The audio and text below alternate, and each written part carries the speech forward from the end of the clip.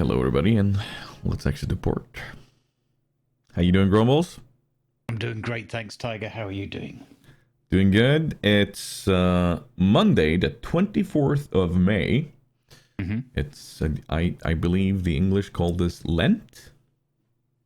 I think so. I had it written down somewhere, but the paper fell on the floor, and as I leant forward to pick it up, I tripped. Get out. Well, they always say start as you mean to go on. I mean, sure, true. So it's been a while since we had a cast now. Plenty has happened, but I think first and foremost it's important to cover why it's been a while. Like we're talking plenty of public holidays, events, and the fact that life happens, I guess. Indeed, it does. It's hard to fathom, really, that we last sat down together for an Exeter podcast in 1849.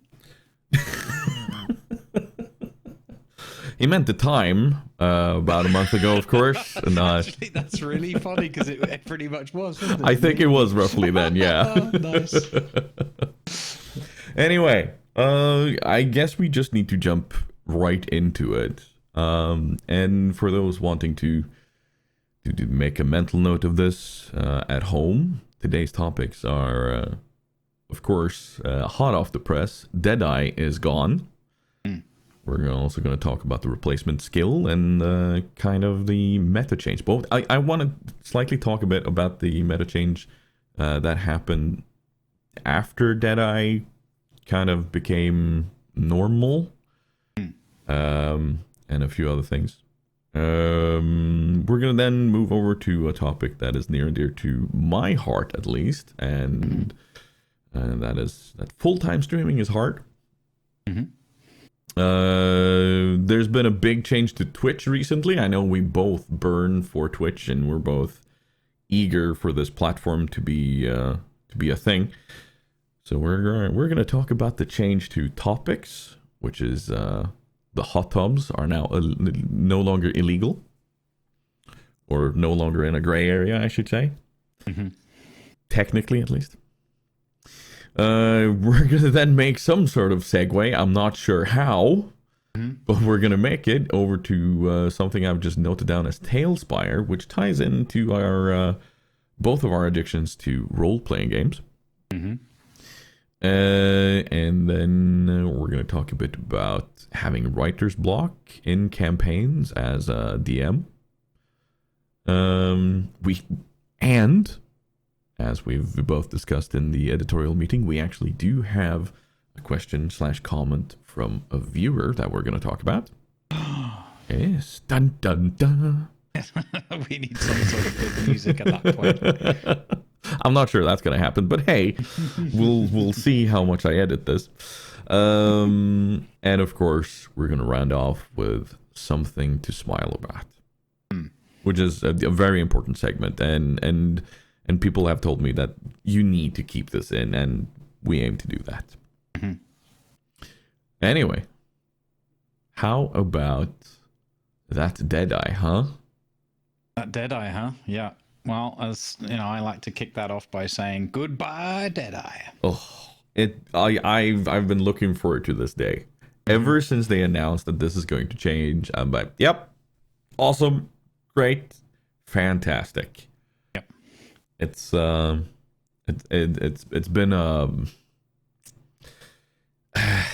not a worry stone as such, but it's been in the way of my gameplay and having fun, honestly. Yeah.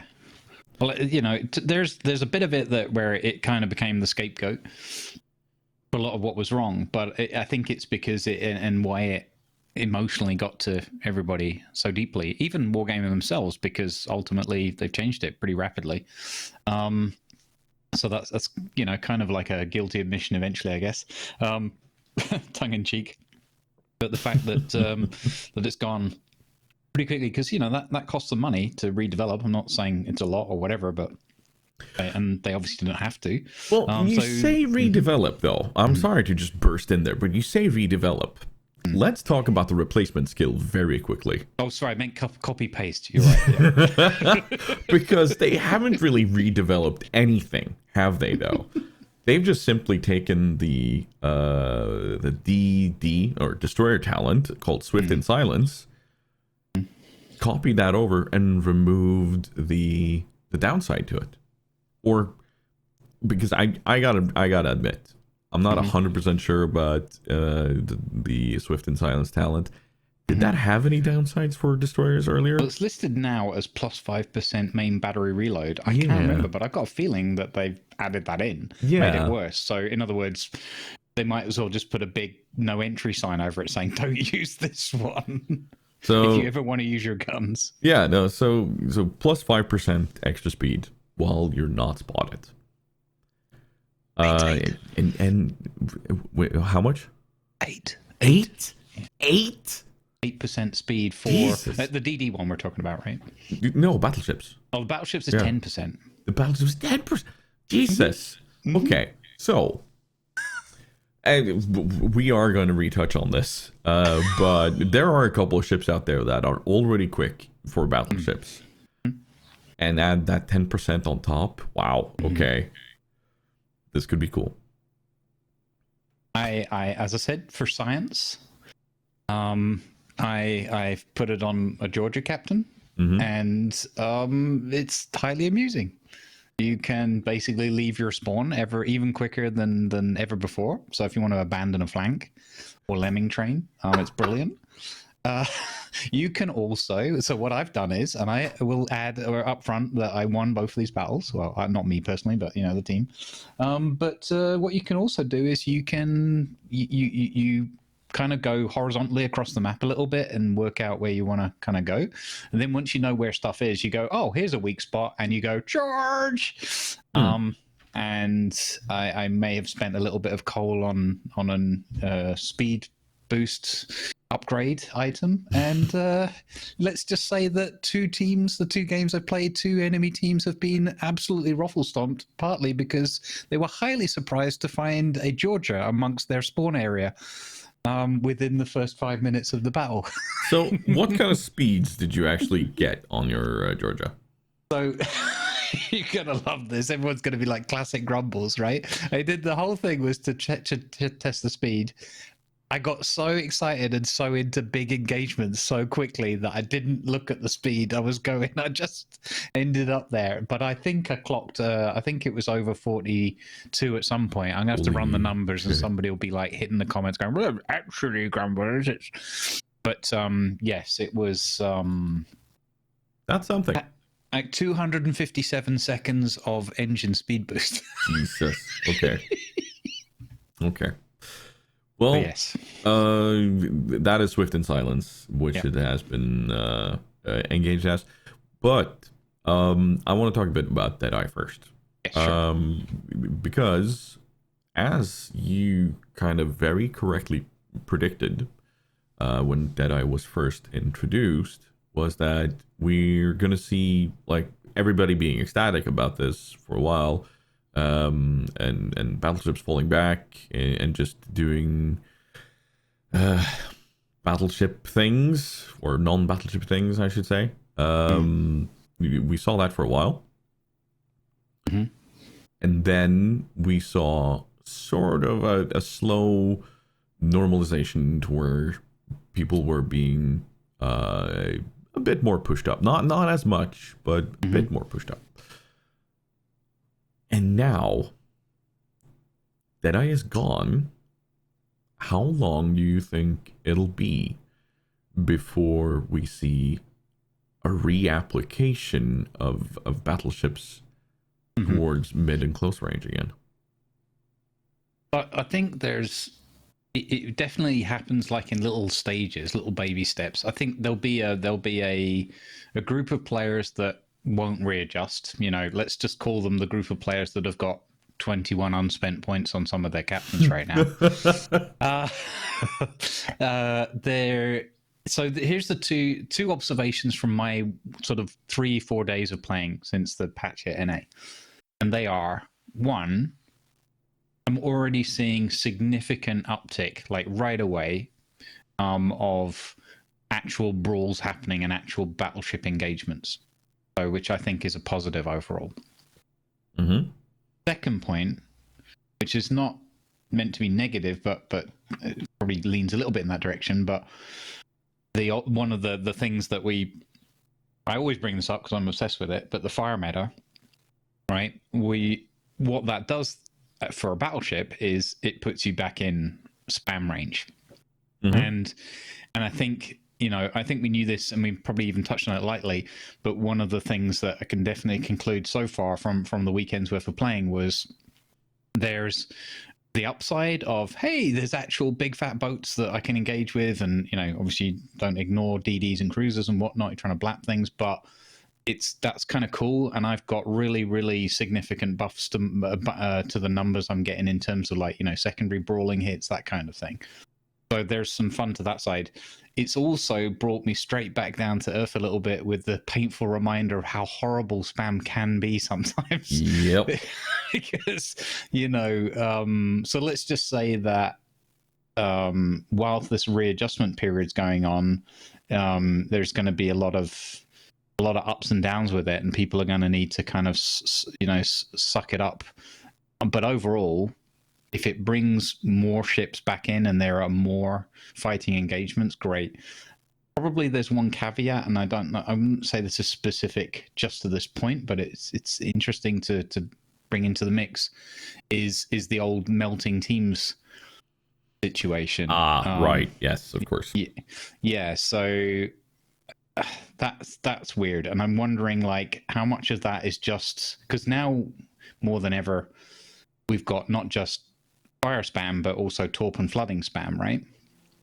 So that seems that's part of mechanical. Let's talk about the last few patches or since 10 or whatever. I don't know exact point in time, but since all of those adjustments, there's an uptick in the overall amount of spam and the overall amount of things that are just damage over time. That are making BB play. And again, now going back to the point of Deadeye, it kind of makes a lot more sense of why people were dropping back, even if that was not how the skill was intended and not how to get the best out of it. You certainly couldn't blame people, because what they were really doing is it wasn't so much about the 10% buff. That was the icing on the cake. The cake was, hey, I'm not getting as spammed to death in the first 5 minutes when I'm sitting back here. Being semi-useless. So I think it's psychology. Yeah, go ahead. So how about that instead of Swift and Silence, which is absolutely fantastic though. I do love the idea of having a Georgia move at over 40 knots or Gneisenau moving at almost 40 knots around, because let's face it, Gneisenau is also fairly quick. Mm-hmm. But how about more mitigation? I know we've talked about this before. The specialization of ships and captains and such towards even more mitigation of the fire damage or so on. How would that be a good thing? Because I want to see that. I want to be able to get in there with my battleships. You guys know me. I'm the one yelling, "Let the battleships battleship," and then charge in. But getting burned down by all the high explosives in the game could be annoying. So I would love to see something that mitigates fire damage more, or possibly just the high explosive part being reduced even more if you have a certain skill. So let's also say that it works against a certain Italian type of shells. The shells that shall not be named, So here's one last point on Swift and Silence. Should it be 4 points? I don't think so. So I think and this ties into the point you're making about damage mitigation. You have to, if you spend 4 points on Swift and Silence, is it worth those 4 points, right? Because to get probably the most out of it, And again, I'm sure there's like the uber nerds out there, whatever, right? But on average, you're going to want to take your concealment expert as well, because you want to stay hidden so you stay fast, right? And obviously you can use it to run away, to disengage. You can use it obviously primarily for repositioning, that kind of, and then surprise assaults. So there's two parts. One is, I don't think it should be 4 points, because 4 points from the maximum 21 significantly, or can significantly hamper your ability to take enough damage mitigation. Of course you can, because there's plenty of others, fly-off prevention, survivability expert, and all those kind of things. But then at what cost? So if you look at it ship to ship, it becomes a much more muddy playing field, right? Because you've got, maybe you can't invest in your secondaries as much as you'd like to. Maybe you can't invest because you're taking damage mitigation. Because there's one thing going, surprise, Georgia's appeared on the flank, right? But then surprise Georgia, and then all of the enemy. So I tried this in one battle on the Bourgogne, and I got my ass whooped because because the enemy team realized as soon as I was spotted and had to engage, they were like, oh, let's have 6 ships turn all their guns and spam straight on that Bourgogne. And obviously the Bourgogne, it doesn't have George's armor scheme, more like kindling, so it melted quite quickly. It was still very fun to be able to surprise their team like that, and their CV had to run for his life, just to give you a hint about where I'd appeared. But yeah, so I think that, and the other thing is, there's the whole bunch of ships where this isn't really going to benefit, because 10% speed boost to a Minnesota, or et cetera, meh. So and then people will say, well, then you just don't take that point. But the whole purpose of this plethora of skills and reworks, ignoring the business purpose, which was to get the subs in, but the purpose of this, from looking at the battleship topic, is to be able to give you variety and offer you alternatives and different play styles, right? What you prefer to play as a player. But you sort of end up leaning, especially for 4 points, you lean back into, well, I might as well just take fire prevention or some of the other survivability skills, because it's cool being quick and having maybe 1 or 2 surprises every few games, but ultimately I'm having like 5-minute games instead of, again, depends how you're playing. But if you're playing survivability style, the classic angled, reversing your butt in towards a cap and that kind of thing, then what's the point of having swift in silence? Because you're pretty much not silent if you're getting spotted there the whole time. So I think it still needs some more tweaking and some rethought about it being a 4-point skill, I think. So it's as if, and let's play with this thought, that Wargaming didn't properly communicate with their player base and test it out in the open, together with, I don't know, the CCs and such. One could come to that conclusion that maybe some people like super testers and CCs might have given some feedback about the idea. Yeah. And what did Wargaming do? They stuck to their guns. Literally. And it's like, I get it. From a business standpoint, they have to kind of protect their investments. But at the same time, if you go out early and you speak to your community, you'll actually get feedback from them early on about, is this a good idea or not? Will this be a good investment? Before you commit your full dev team to it. Yeah. And I think that's what we touched on before, but for me, the best investment they can make, obviously they've got to make sure the numbers add up and all the rest of it, but I don't think they're exactly struggling, is really to, I'm not saying do what the player base says, right? Because that'd be shenanigans as well. But you've got to have that really meaningful, deeper level of engagement, and give yourself some flexibility, give yourself some wiggle room. And I don't think the only wiggle room that they really give themselves is in a defensive posture of like, okay, a number of people are going to hate this and this new thing. We've just had these ideas.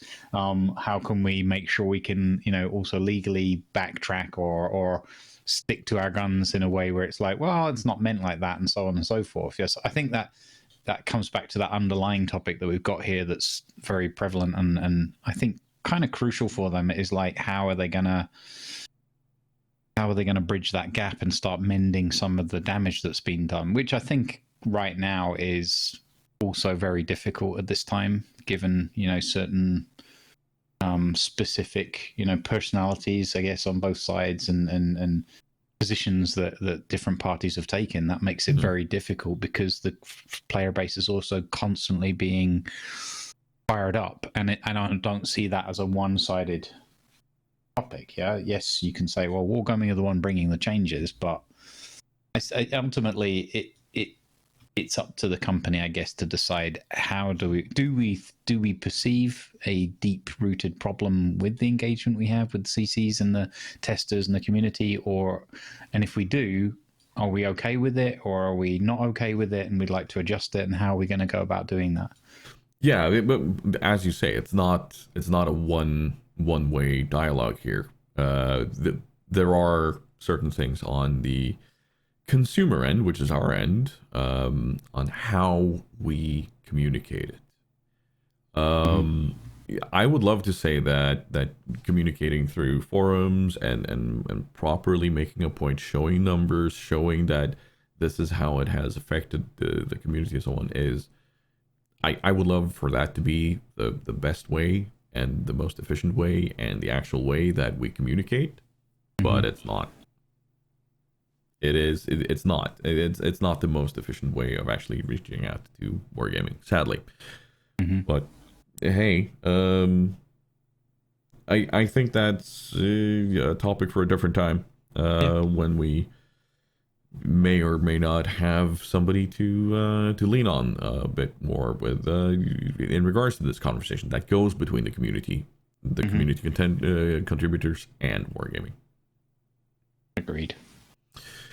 So yeah, no, there's there's plenty to pick up of the changes to Deadeye, not only to the game wise, but like we've now talked about the actual impact it has had on the community. But with Deadeye being gone, I do believe we'll also see we'll also see a lot of people be more happy about the state of the game. I'm one of them. I'll be straight up and honest about it. I'm one of them. Because, like I've already said, the way Deadeye had made people behave together with like the high explosive spam and such, it makes it hard for me because I don't want to change. Everyone else should change, but not me. No, I think it was the feeling, and I think we shared that, and that's kind of how the player base saw it. And I guess ultimately, Wargaming must have seen or accepted this as the reality as well. Is that it felt very much like rewarding the player. It's RNG, so like in air quotes, but like rewarding players for kind of doing the opposite of what we really want to see, which is like a arcade warship, World War II video game based around combat interactions. And you're not really, I know it still technically is, you're engaging, but engaging from 24 kilometers, and then having that work out, let's just say 10% more often than it was before, for almost no drawback, was like, okay. And the fact that the player base embraced it the way it did and utilized it the way it did is from Wargaming's point of view, that's rather unfortunate, but it was also something that was incredibly easy to predict. And again, they'd already had feedback on, so in advance. So yeah, there we go. It's gone now. Yeah, but I I think one of the better changes that they can make, because I've been playing some ranked lately, and I honestly think that one of the better changes they can make to make more people happy is to lower the amount of players per side. But we know that's not going to happen. With the introduction of subs, it's going to be even more crowded. I'd rather see 7 aside, like you see in ranked, than 12 aside, or 15 aside, as you have in World of Tanks. So it gets too crowded, because in ranked, If I take a battleship in, I'm able to go in and brawl. And if I go in and brawl in a battleship, I get to do what I love the most.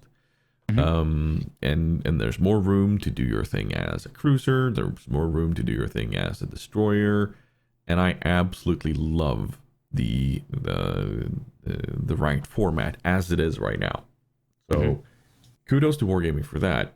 They've done something really important right there. They have, and I want to see this become the norm in randoms.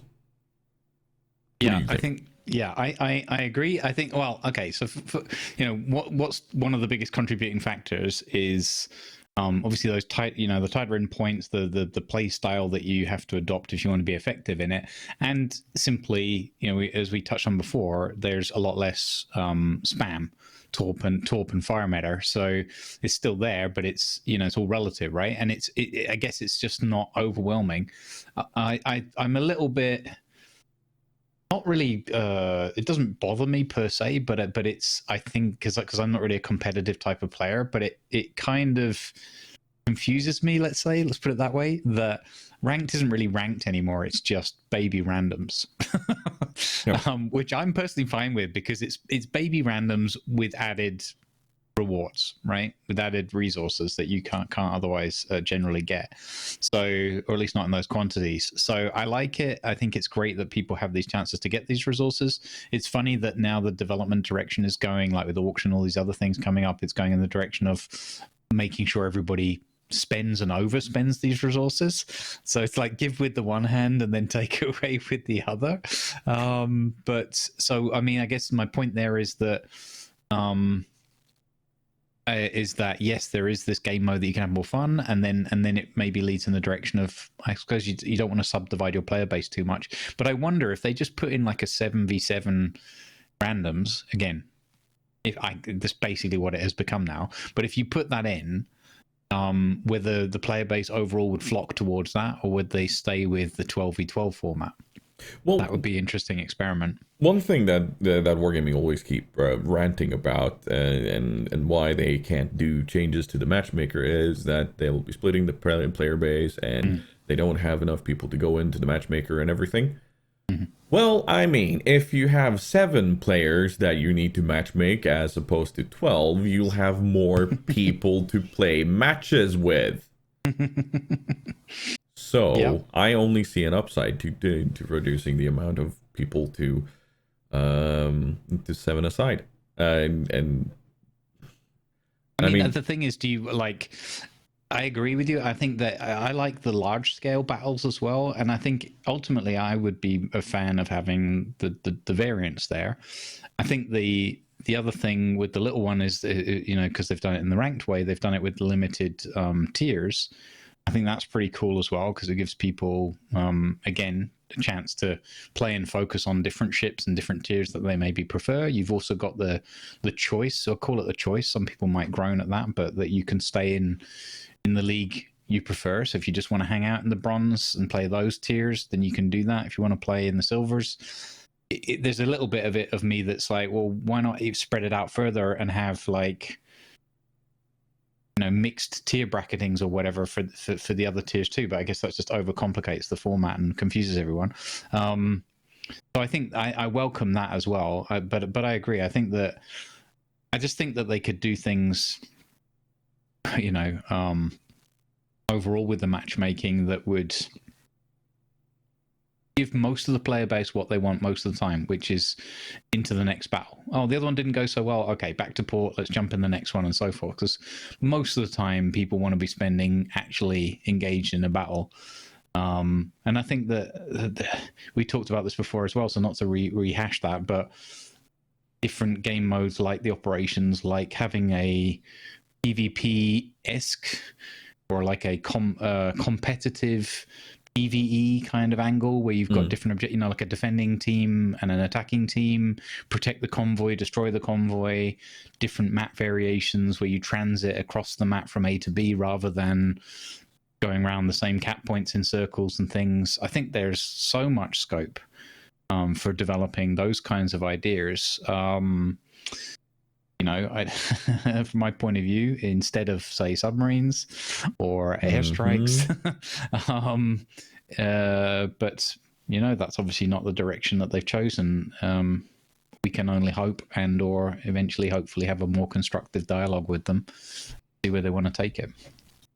But again, we have to give them some kudos for at least making these adaptations, and giving people a chance to, not forcing people into like an uber competitive kind of position or whatever. But again, it's easy for me to say because I'm not a particularly competitive kind of player. I'm sure there's a bunch of people out there in the player base that are disappointed that it is the way it is, because they'd rather have it more, also you look at the finger in the eye that is bringing subs into ranked first. Guarantee enough players, but that will be a subject for another time. Well, we'll have to see where that goes, because the development of the game and so on, with the them doing more towards King of the Sea, getting more paid tournaments. I think we're going to see a larger focus on the ranked and competitive aspects of it, and as much as I would love to see a full focus on co-op and the operations, I also think that if Wargaming just sit down and say, okay, this is where we're going to be focusing, we're going to be going in towards making the game more friendly in the sense of competitive, to bring in more sponsors. I don't know, like something like they clearly have a goal. And seeing them fully kind of set on to do that would be good, because it would give them a clear-cut focus to what they want to do, but they need to be open and real about it. So yeah, no, but being a full-time multi-million company is hard these days. Yeah. Everyone's a critic. Everyone's a critic. And of course, when you have a free-to-play game, you're going to have a lot of different people in. Which is, oddly enough, a good segue for me. Because, yeah. I want to talk a bit about being a full-time streamer. Okay. And that shit's hard, yo. It's maybe one of the harder jobs I've ever had.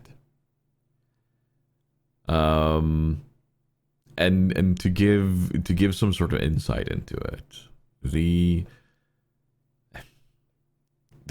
idea of being a salesman alongside of being an entertainer, and all of these aspects rolled into one, where you need to find a good balance between not overselling the need for payments and so on, to providing good content, to providing a place where people want to be and not just being a fluke or a temporary fluke. All of these things, like working them all together, is such an insanely hard thing to do. Because on one side, you need to be honest about what's going on. But if you're too open, it's going to reveal things from the backside that people might not want to hear, and they're there for the gameplay, they're there for the whatever's going on in the community, you know. But at the other side, if you don't open up about this, then you're selling a lie, and the lie is never good to be selling, because you can only keep that up for so long.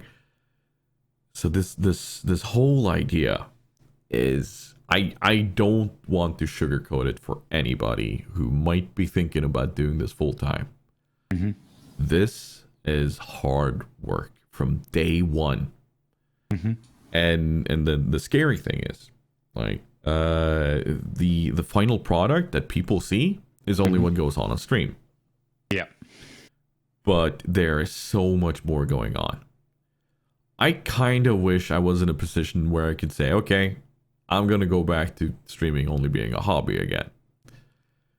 Because then I could sit down, I could game and stream and do that. And that was it.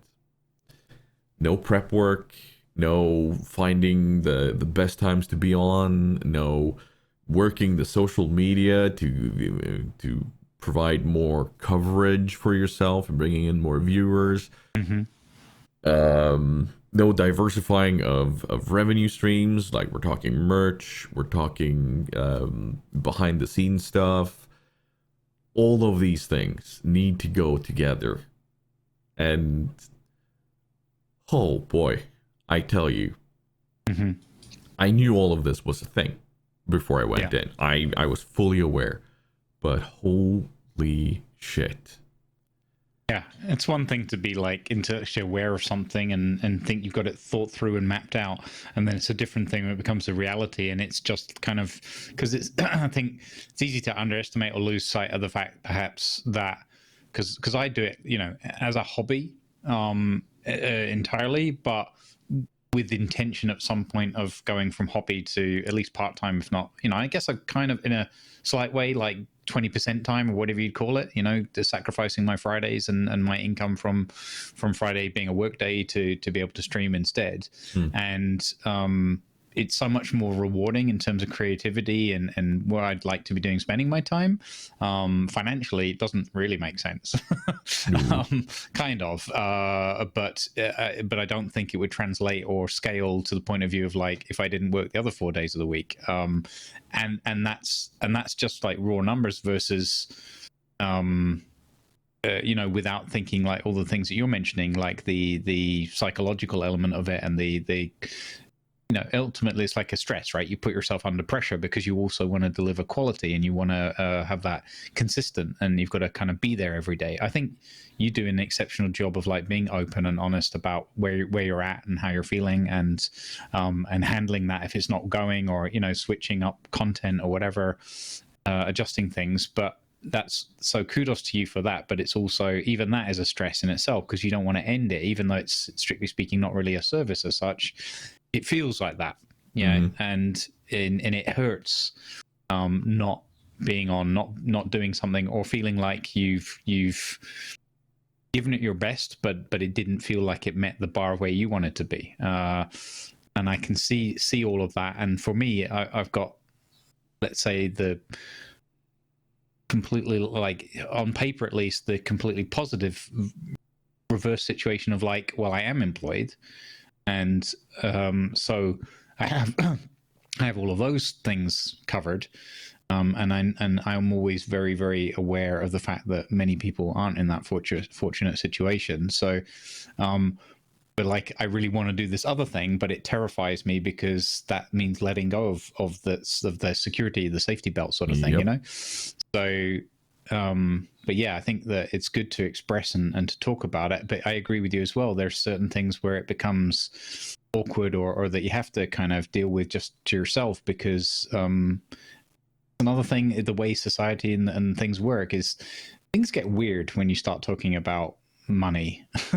Yes. I know, you know, it's something I've noticed my whole life. And I remember a good friend of mine said to me many moons ago, when I started to do well in the IT sector that I was working in, and you know, it was during the time of all the late 90s, 2000s, all those kind of things. Yeah. So everything was getting cited, and IT was getting, you know, IT people were getting more, and IT companies were doing better and that kind of thing. And so you're just riding that wave, right? And but I remember I had some friends that it was like, oh, hey, Grumbles is at the bar. He'll buy us a drink, and you know what I mean? Things are going well for him because he's riding this IT way, you know.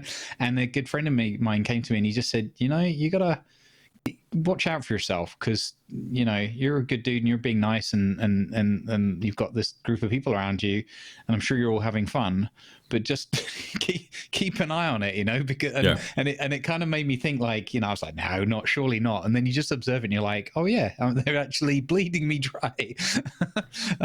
So it's and that's just, I've always kind of remembered that things, I don't know why, and I wish it wasn't this way, but I wish we could all just be like 100% open with everything. But the reality is that it gets weird when you start bringing that aspect. And ultimately, even though we're there to have fun and entertain, as you said, it has to make sense. It has to add up. It has to put food on the table. And also because you want to be able to, and I feel this, you want to be able to like pay it forward, help other people, do giveaways, all these kinds of things, that are they're part of the space. It's, look on TV, Mega Million TV shows or whatever, they're all revolving around advertisement, merchandising, giveaways, enticing people. And I might be touching on a little sensitive thing that I see. I hope it comes across the right way. But there's content out there that's, let's say, no different. I'm not going to criticize it. But you throw in a lot of giveaways, yeah? Mm-hmm.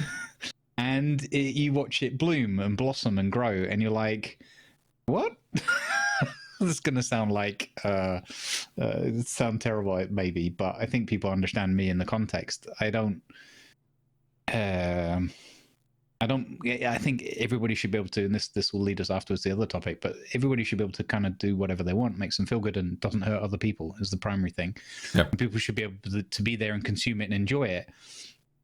But when you see, like, when you see some things that develop and evolve and blossom, let's say, and look like they're thriving, and I've seen like different, I'm not calling everyone out. I'm not saying like, oh, all CCs give away containers, and therefore I'm just saying that you can see the differences, or I feel I can see the differences in sort of creativity and art and content, and it's interesting sometimes to sort of observe that, and then you put that into a position where maybe that isn't a situation that people are in because they have a different philosophy, different moral standpoint, whatever, and it's interesting, and then that kind of compounds the topic, because for me this links all to, can you just go and be a streamer and that's it? And the answer is absolutely not. You have to do all these other things. You have to look for like sponsors, you have to look for merchandising opportunities, you have to, obviously there's always that weird, you need the support, but it feels a little bit embarrassing, or you don't want to be like begging or appealing for it, because people are trying to get through their lives and do what they do. And I doubt there's very many streamers, if any at all, that are like making it based on the fact that they just stream and entertain, even if they're great entertainers. The reason that they're, and I'm not talking about making it in the sense of like, I'm now a billionaire. I'm saying making enough to meet all of their needs that are reasonable, not having like 15 Ferraris, and still be able to, and pay for their medical insurance or bills and all these other things that happen through the course of your life. Yeah. I don't think there's many that make it like just purely on the base of being a streamer. I think sometimes there's the shine of surface of it being all glorious and glamorous and look, man, I'm live, I'm on TV kind of thing. But that's like paper thin, and underneath it, there's that whole world of worry and stress. And as you said, 90% of what you do is behind the scenes, and then the 10% is the bit where you hopefully get to enjoy that and share that with everybody, and that they enjoy it and reciprocate. It's tough. As I was getting ready today, I kind of had an idea or on how to give an analogy or a comparison to how this is. A potter, somebody who works with clay to make vases, cups, and so on. The final product that you see in the store might be a tiny, nicely blue painted cup, and people are like, why does this cup cost $35 or whatever?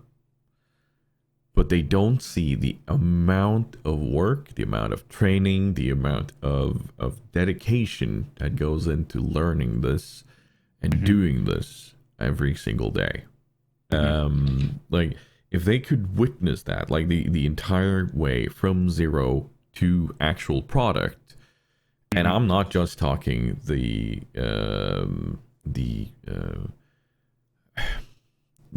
fabrication of it. I'm talking everything.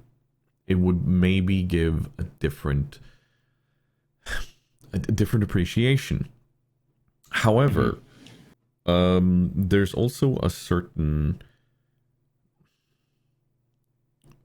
problem about showing the entire thing, because people aren't always into seeing the entire way. They don't want the behind the scenes. They don't want that. They're there for the main product for a good reason, because it's it's the main product. But if you aren't able to kind of justify what's going on, then how do you get through it? Like how do you actually get it through to those that aren't doing this? They haven't tried this. Just how much work actually goes into it. So it's such a weird balance act. And I don't think people like. There's probably a lot of people out there that understand this whole thing, and that are very much into building their own business and so on. But at the same time, I want to go out on a bit of a limb here and say that building your business as a streamer or a content creator is and out of fear of kind of alienating somebody here, it's slightly harder, because you're not seen as a service, you're not seen as a commodity, you're not seen as something sellable, you're not seen as a service even, you are purely seen as a luxury. However, I would love to, I not love to, but I strongly, and I mean very strongly, say that what me and all of the other streamers out there, in some way, shape, or form, are providing a service. And I'll justify this by saying the amount of people, and this is also a large part of why I keep doing this every single day, even though this is one of the hardest jobs I've ever had. There's so many people reaching out saying thank you for being my distraction from real life, my distraction from all the bad things. Thank you for being a voice in the back of my head that allows me to keep going every single day. Thank you for being somebody that makes me feel safe just because there's someone close.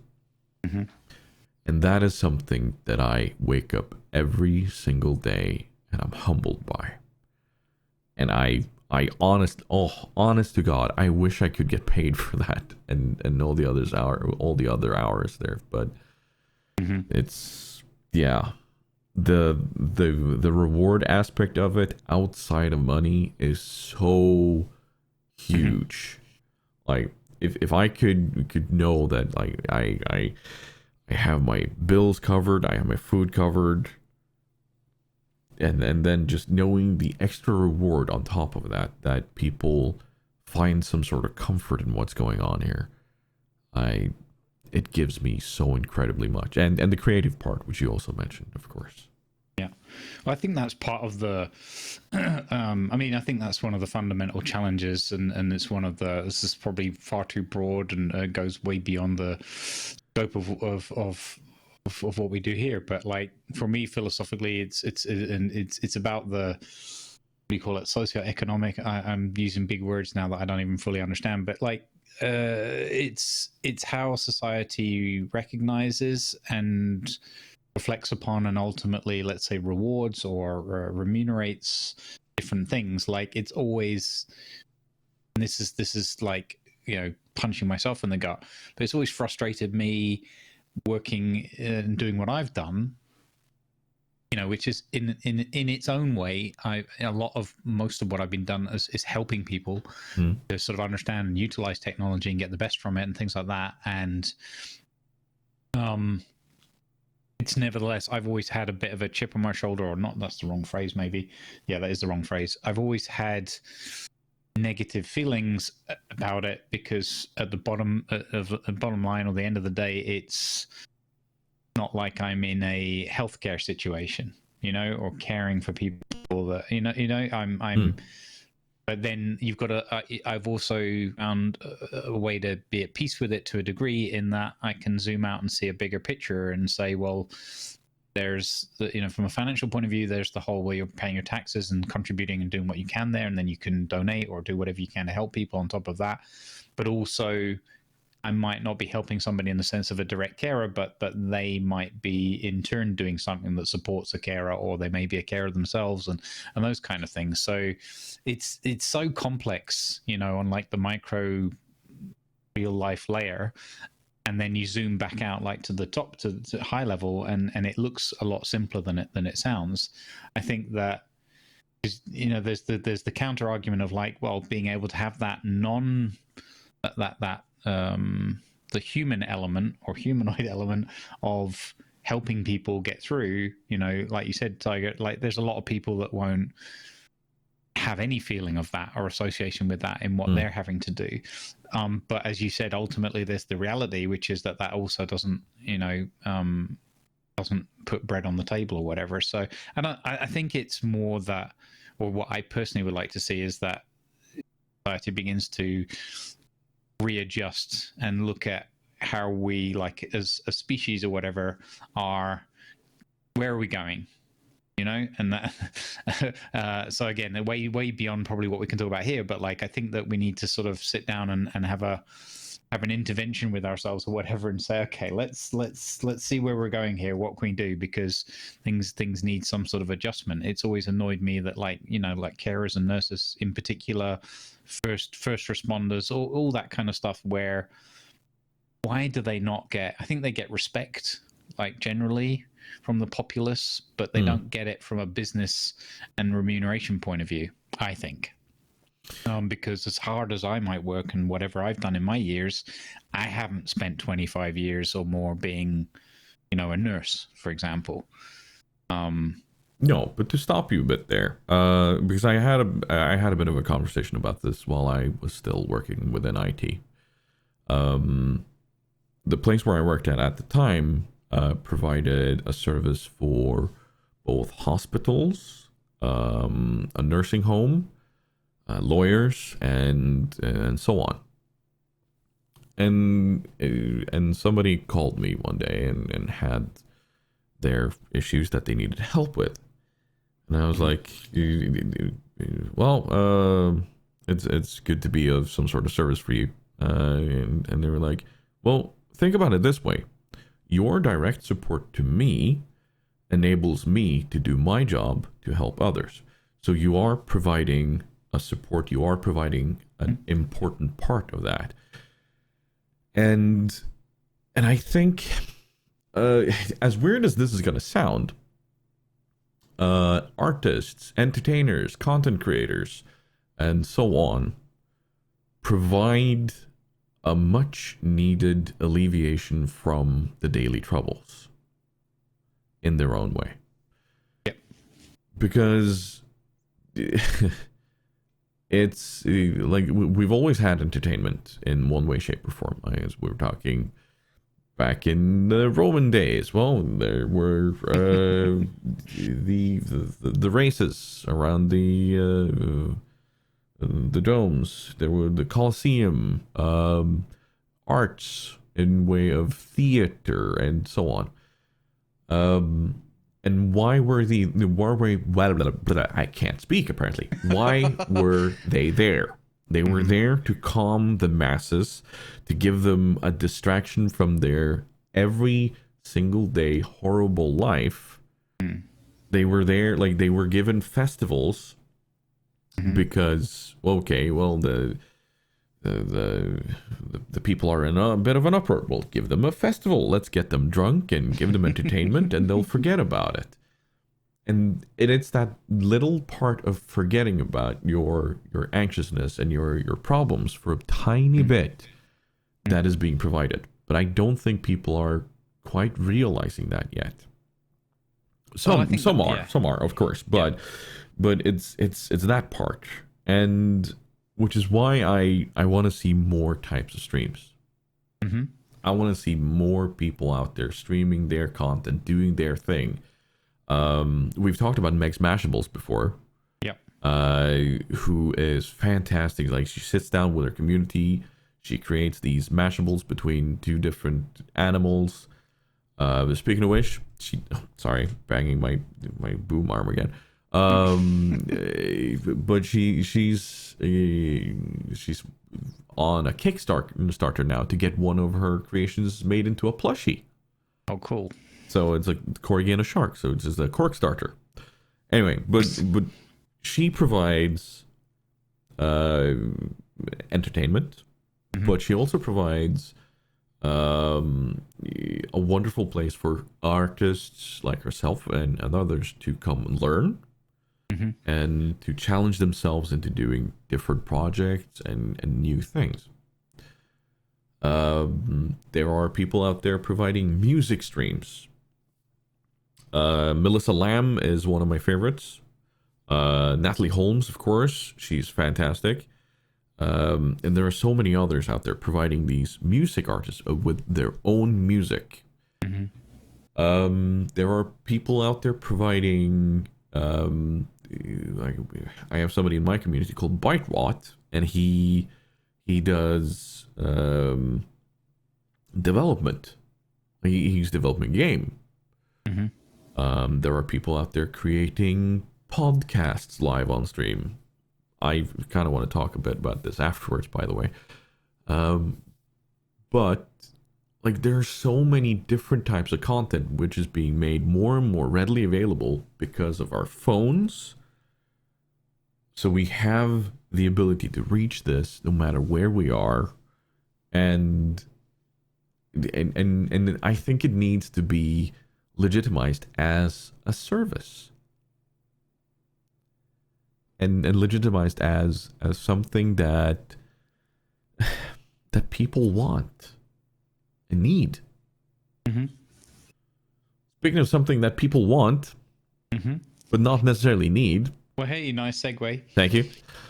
Hot tub streamers.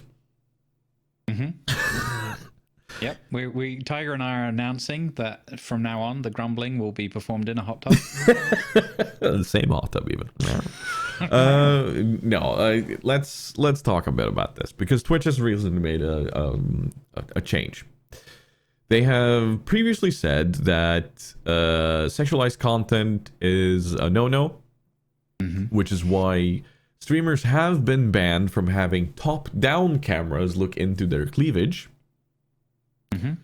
I was annoyed about that when they did that to me, but anyway.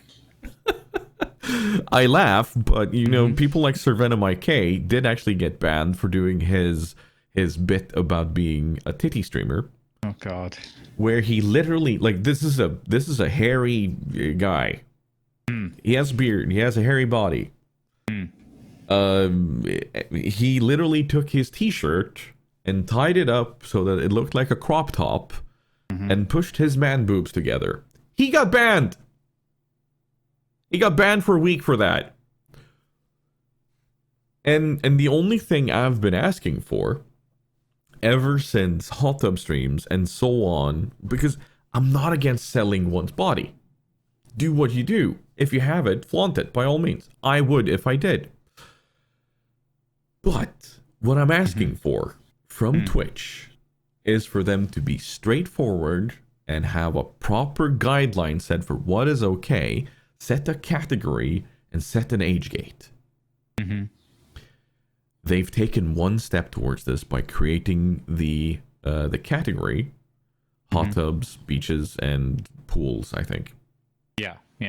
Well, it was. I think they had to weigh up the choice. I think they boiled down a lot of options, and the last two they came up with either create a separate hot tub category or change just chatting to just shagging? Yeah. And they went with option A. Yeah, and which is good by all means, and it's good that they're taking that step, but they need a further step because a lot of these hot tub streamers have their OnlyFans and Patreons directly linked from there, and Twitch has a 13 and up limitation.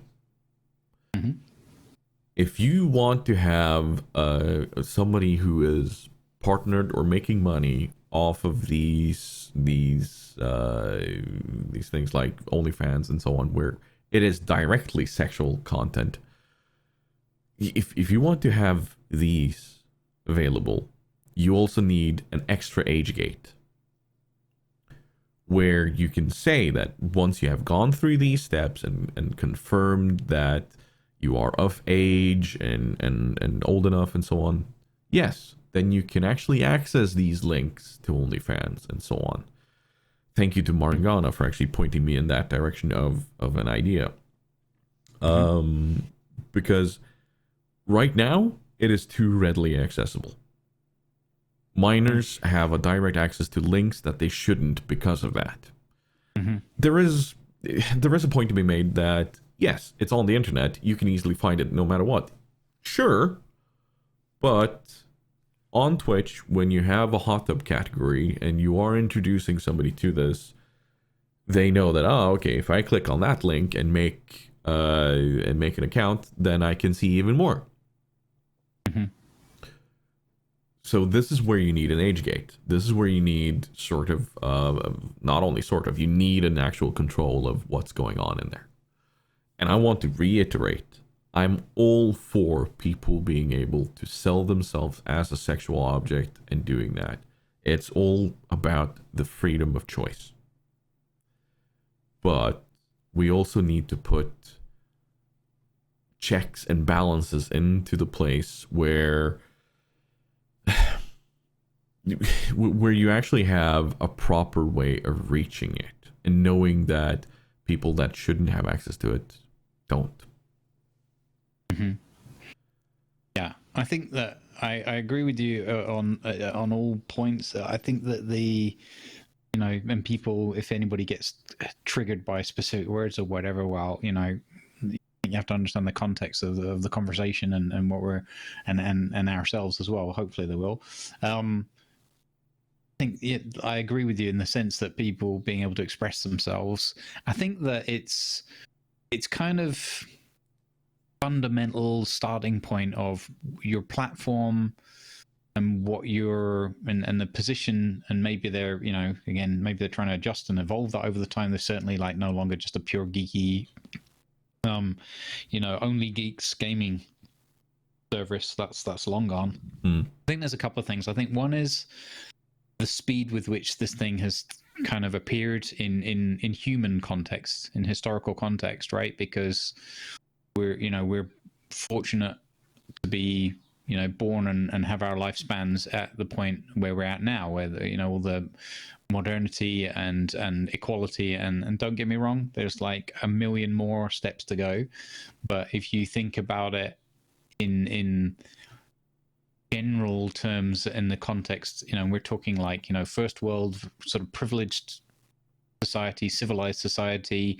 You don't have to go very far back at all, and I know in some places it's still the reality, so I'm not in any way ignoring that at all. I'd like to acknowledge that, rather, that there are places in the world today in 2021 where you will be persecuted and tortured and victimized and oppressed for many things, some even just physiological, the way you're born or whatever, right? So, but in the context of first world and this civilized world that we're trying to be part of and help develop and evolve further, I think there's some fundamentals around your positioning and placement and that responsibility that you have as a company and as a platform to society that you're offering these services to. And I'm not talking about us as creators in the service content, because we discussed that already, but the service of Twitch itself. Yeah, it has terms of service. It is So I think that Twitch is successfully evolving or evolved, depending on how you look at it, from a pure gaming streaming platform to a very broad entertainment platform. And I think that's cool and that's good. That gives a lot of people a lot of opportunities. I think it comes down to maybe not so much what content overall is available, but how you're marketing that and how you're, I guess, pun intended, how you're exposing that content. Because I think there's a difference between having maybe some of these categories that are clearly rated as mature and clearly available. And I'm not saying like hide them, but do you have to make them like, do you have to front page expose them and all those kind of things? Now, there's a counter argument who said, well, we just said everyone should be open to express whatever they want. I think that there's the expression common sense, which is always a tricky one, right? But let's say common sense isn't common. Yeah, exactly. It's one of the most ironic phrases ever, right? But the idea of, where do you draw some kind of at least dotted lines, and where do you say, okay, this is where we're positioned as a platform? I think that if you look at it in terms of, because they talk about sponsorship, and the biggest thing that Amazon and Twitch have been worried about is the fact that a lot of sponsors are walking away because they're very sensitive and don't want to be associated with this stuff, right? So that's kind of, and it's sad, but the reality of it from a business point of view, that's going to make more of an impact to Twitch's decision making than everything, and then all the other content creators and all the viewers, right? But the broader concern for me personally is what you're exposing people to, and what do you where does your focus lie? And I think that there's firstly, it is on the internet, so there's so many places for creative expression of all forms, right? That you're literally a click away from wherever you want to find it. If you want to have some or as much and a broader spectrum of entertainment and artistic expression as possible, so you don't want to exclude, that kind of content, then I think that everyone will be accepting of that. And it's not my cup of tea, but I get it, and I'm not against it. Just not what I'm going to sit down and watch 5 hours of whatever. Right? I'm not even going to say a thing, because then you hate this. Right? But I just think you have to. You look at the bigger picture again. Some of the civilization, and I'll call it decency. Trying not to. Anyway, whatever. You don't get to these positions and this privileged existence where we're at, and which is, and I mean that in a positive way, in the sense of, look at what we have, look at what we're not warring every 5 minutes, we're not throwing stones at each other or spears, we're not, you name it. If that has to be formed on some kind of basic respect and common law and understanding, and then develop further over time. And there's the one side of it where a lot of this stuff develops very, laws and stuff that develops incredibly slowly, a lot of the time for good reason, because you can get it horribly wrong with the law, right? Like, show me your papers, kind of, it goes in that direction easily, something I've learned a lot about in the last couple of years with Brexit. But generally speaking, my window closing loudly because the wind got strong. You need those foundations, because if you don't have the foundations and structure, then things can become too chaotic. Speaking as a kind of chaotic person, you need that structure and that framework to move within. And I think that Twitch is just they really struggle with the PR side of things, with topics like that, where they kind of want their cake and eat it, right? We want to be able to do all this stuff. We're going to accidentally flash it on the homepage, because guess what? Humanoids work in a really base way. Primal brain kicks in there and takes over. It's like, what was the thing? The one that always got me, like when people talk about, eyes or glancing at whatever, right? And you're like, your eyes move around and you're not conscious of this, but like up to 300 times or something, and whatever, there's going to be a scientist going to correct me, but whatever. And it's like, and you can't do anything about that, right? There's a difference between thinking a thing and going, oh, I'm just going to stare at that person's whatever, right?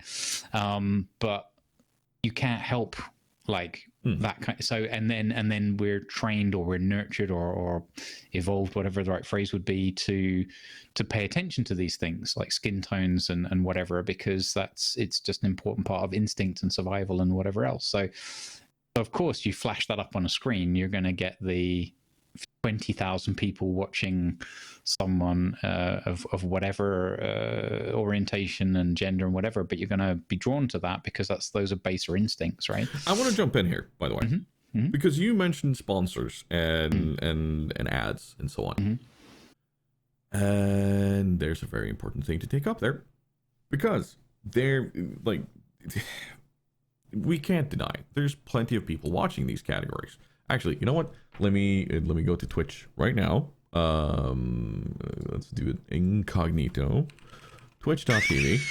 No, this is to get pure unadulterated numbers. Don't. Yeah. I'm not serious about it. Anybody. Hold on. So pools and hot tubs. Right now, 29,800 seers, viewers. Sorry, and for 52,000 followers of that category right now. That means that at any given moment within that category, you have ads and sponsors being exposed to 28,000 people right now. Like that's just right of this moment. This might be a low moment on that category. I have no idea. There are sponsors that want to be exposed to that public. And they should. This is why it's important for Twitch to be proper about it and open about it, that this is why we're making these decisions, and it'll allow sponsors to go in and say, okay, cool, we now have a legitimate place without being laughed at or somebody else veering off here. So yes, this is also a very important business part of it. But there's a big part of it that is it's an issue. And this is not just coming from me as a male creator. I've started using TikTok a whole lot lately. And after this whole hot tub debacle has popped up, I see more and more posts from female creators that are they're here on the same premise as me and you. They're here to create game content and create a place for people to get entertainment. They're not there to sell themselves. They're not there to be a pretty face on the internet. There's no denying that no matter your intention on something, women have a lot of followers purely based on the fact that they are women, which is sad. Because the instant they take off the camera or something, like they get so much bullying and harassment, whereas if I do it, nobody bats an eye. But I've seen so many female creators lash out at the hot tub category, and that because it is actively stealing viewers from them. The other part of this is, of course, all of us hairy bearded guys sitting there going, they're stealing my viewers. No, Bubba, they're not. They're stealing from somebody, but at the same time, is that really the type of viewer you want, though? Because I'm unable to get into the headspace of this and kind of think about that. Like, do you really want somebody there to purely watch you for your views and give you tips and subs and so on based on how you look? I mean, I wish I had more insight. I wish we could have somebody who was in that situation so that they could actually talk to us about how it feels and so on. So if we know any female streamers that are listening to this that have been in this, please reach out to us. We want to have a conversation regarding this. But this whole stealing of audience and such, yeah, it might happen to a lot of them, but to the majority of people crying out about it, no, Tiger, nobody is stealing viewers from you that are in the hot tub category. And I've never thought that they would, but I'm using my own name and not, mentioning somebody else. Yeah. Ultimately, the whole stealing viewers thing is firstly, there's more than enough millions of people to go around, right? Yeah. And secondly, people, again, there is a difference between different categories or whatever, but just you should treat that probably, if anything, as more of a motivation to change something or develop or whatever, and move forward. If you focus on that, then I think that's a defeatist mentality, and you're admitting that, it's not good enough or whatever, which I get from moment to moment. You can be like, this isn't, and I think we both are our own worst critics a lot of the time, probably get a little bit too down on ourselves for sure. But ultimately, and it does play on the mind, but you can either treat it as like a challenge, try and step up, or, that's realistically the only way to do it. Or you can just shrug your shoulders and go, cool, people are enjoying stuff. And I think it's fantastic, as you said, that the positive side of it, that people, and in particular, women in a very male dominated sort of first world society, or obviously beyond that, it's even worse. But it's still, that male dominated paradigm that we live within, and we're nurtured and grown through and groomed through, and we're all subject to it, and we all get influenced by it. So I think the most fantastic thing is to have a safe space where people can virtually express themselves.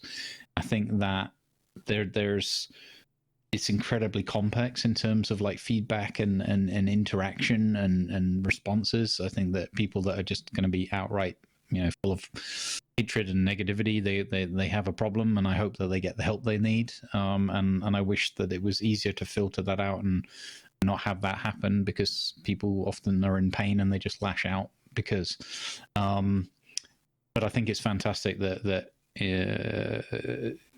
all the huge variety of people have this opportunity to use this platform to express themselves and bring art and entertainment. And I think that, like I said, the baser instinct stuff just takes us more into muddier waters, because look, I was looking at Twitch's own wording on their post about the whole topic, and it's so convoluted and so twists and turns. Like they put in bold, being found to be sexy by others is not against our rules. And again, you can apply that in all sorts of ways. Some we might perceive more negative, and some comical. Like it does remind me of I stole my fourth rule on my about page from Ginty Shade Music, the awesome source French singer and entertainer. She does artwork sometimes. She plays some video games now as well, which is something new for her, and she sings and performs her own songs and others.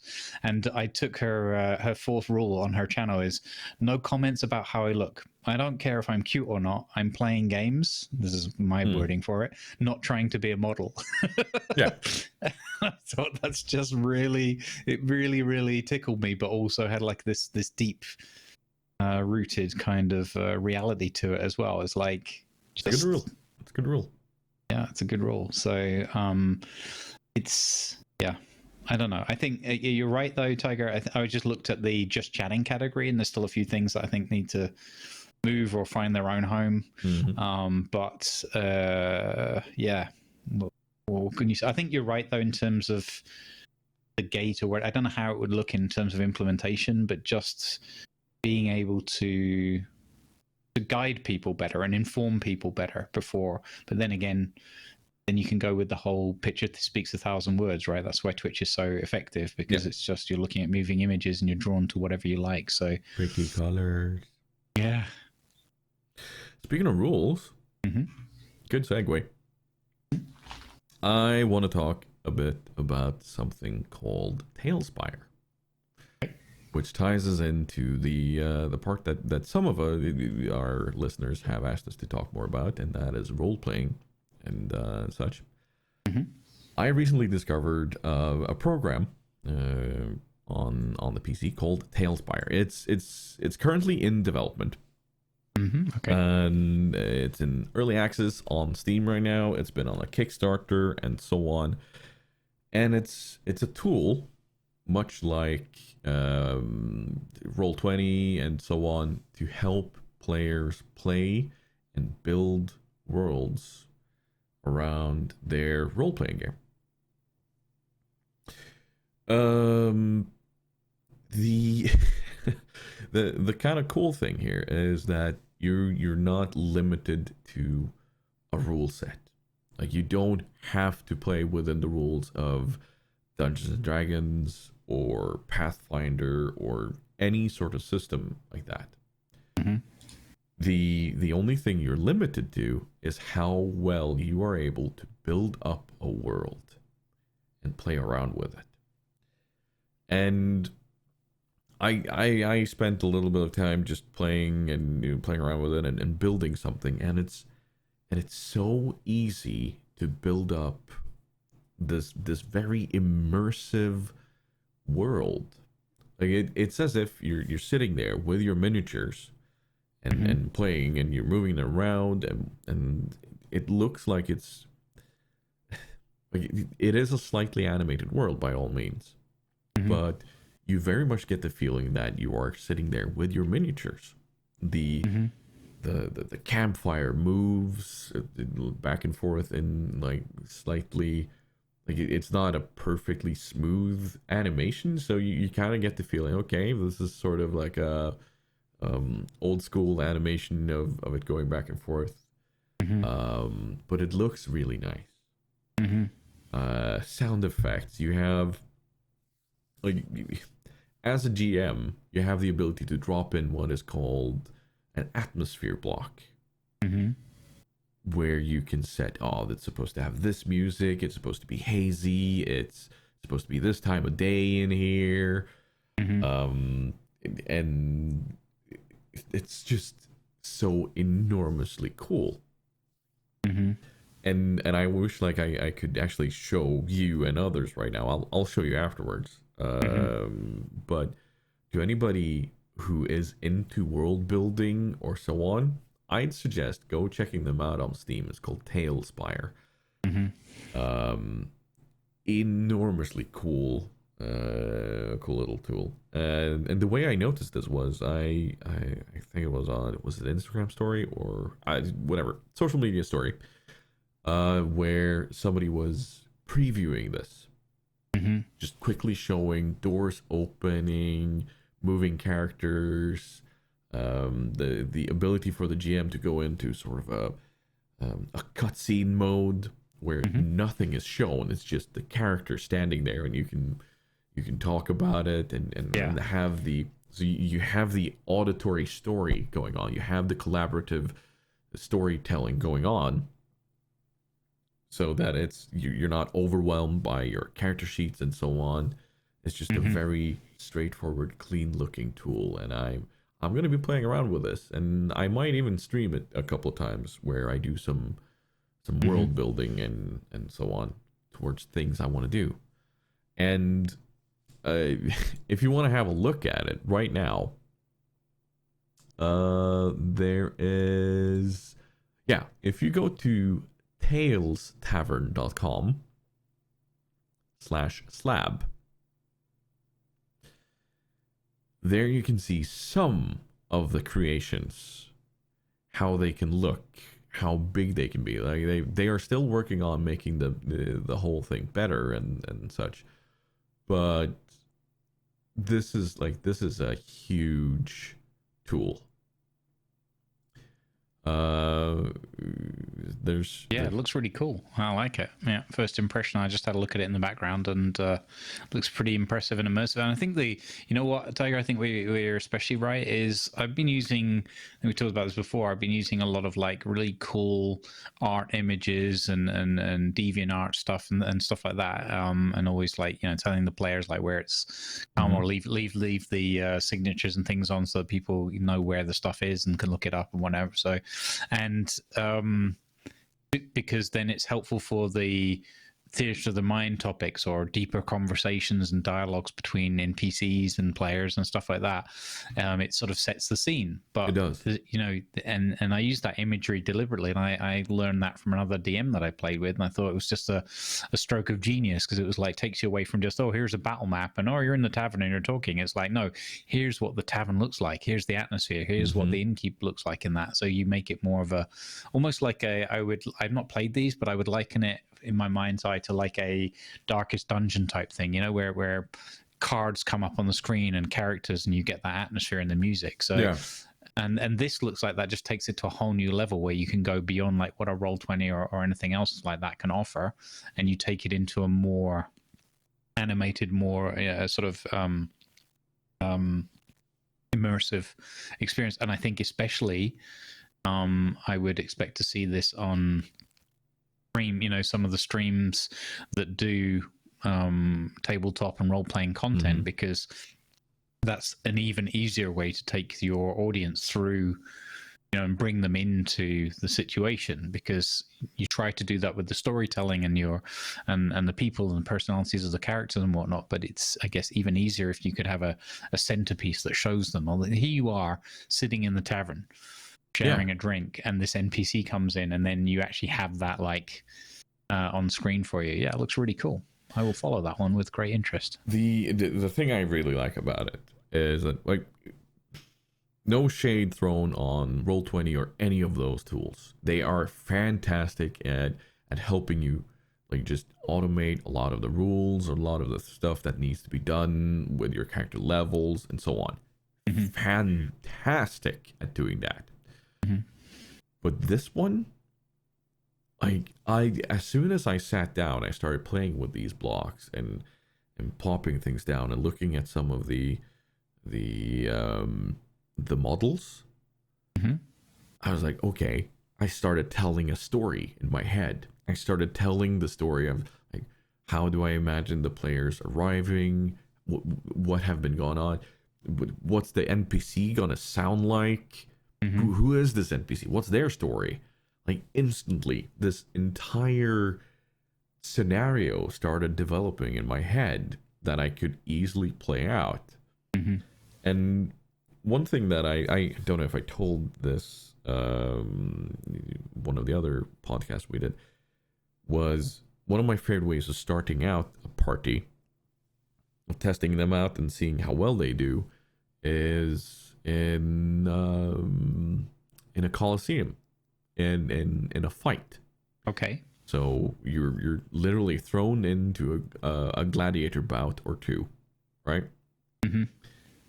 And the thing that happens a lot of the time is that people have to they have to familiarize themselves with basic rules, and then they start asking, okay, can I do this? Can we apply these things?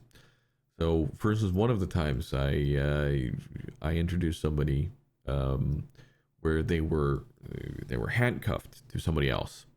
So that meant they only had one hand. And then they were like, okay, so do I have my dominant hand or my non-dominant hand? And that's where things like ambidextrous comes into play. If you have ambidextrous as a feat, hey, you're golden. If you don't, and you have only your non-dominant hand, you are SOL right there. So I can imagine, like, building up this coliseum and letting them see, like, all the blocks, like, just how big it is, all the crowd and everything. Well, maybe not all of the crowd, but give them an idea of that and let them hear the clamor of battle. And and the bright hot sun staring down on them from atop and so on. That could be so immensely cool. And like instantly, all of these things popping up in my head and writing itself almost just through the access to this as a tool. So, to any world builders out there, go for it. Yeah, exactly. No, I guess very, very first impression looks amazing. Look like it's got a huge amount of potential, but already a lot already realized as well. So, yeah, I will be checking that out as well. I like it. Speaking of world building, writer's block. Yeah. So I was like very much in two minds, like whether to bring this up, but I figured why not? Because it's a good thing, I think, to share and talk about. Amongst ourselves is easy, but to share that to the broader world is more intimidating, I guess, in some ways. But like, so I found myself suffering a little bit lately with sort of writer's block, and I think I'm slowly getting a hang on like where it's coming from, and it's a number of things. It's not just one thing. So I'm talking like in particular, not only in fact about my sort of D&D campaign, but sometimes also in like my RP and even it's even crept somewhat into my mind of like things like warships and whatnot, where I starts with putting myself under more and more sort of compounded pressure of like you got to keep pushing boundaries or going even further and coming up with something like, let's call it original or unique, like every single week or something. And conversely being terrified of just like taking an old trope and like, oh, it's this thing again, and so I just thought, well, why not throw it out there and share some of my experiences. And it's been something that's been actually kind of like stressful because I love being creative, but also like in very much in a collaborative sense as and trying to share that experience with everybody, because it makes it a much richer experience if you can say, oh, well, I had this rough idea, and then you start, like as I like to say, workshopping that with other people, and that works very well. I've been really kind of like down in the dumps over it because my D&D experience is only like a few years young, but it's, enriched my life so much, especially being able to take myself away from being a workaholic most of my life. And that's why like a lot of people are like, oh, have you played this video game, or have you seen this thing, or have you seen that film? I'm like, no, well, what were you doing all of your life? It's like, well, working. Yep. Which like in hindsight, I'm like, did I make a mistake? Maybe. Mistakes were made, and yeah, it's been really bugging me lately because I've had these opportunity, and through the streaming and that, being able to do so much more creative stuff and create content, and then it all kind of, I think I almost got to a point with overload. It's like, well, if I do 20 different things all at once, that's going to make it even better, right? So like started writing and like producing my own little pieces of music, at the same time running like campaigns and come out with new arcs and stories, and then doing role play and video games, and then expanding that out into the World of Warships stuff a little bit as well. And I sort of like, I'm talking about stuff that's really fresh as well, like something in the last even 2 or 3 weeks where I hit like rock bottom and I felt like I can't create anything. I just sit there like staring at the keyboard or a piece of paper or a musical keyboard or whatever, and there's nothing. And it's funny because I amped it up so much in my mind that I have to create something. There must be something brand new. And I'm sort of I'm getting myself a little bit out of it now by realizing, one, if you got something and you've got the time and energy and that spark hits you, that's cool. And if it doesn't, well, there's plenty of other things that you can just lean on or go to, So I've gone back taken some steps back and gone into how I used to do a lot of things, which is looking for things like inspirational artwork. And one of my players also a budding artist, and she had like an art block lately as well, and she's turned to similar kind of.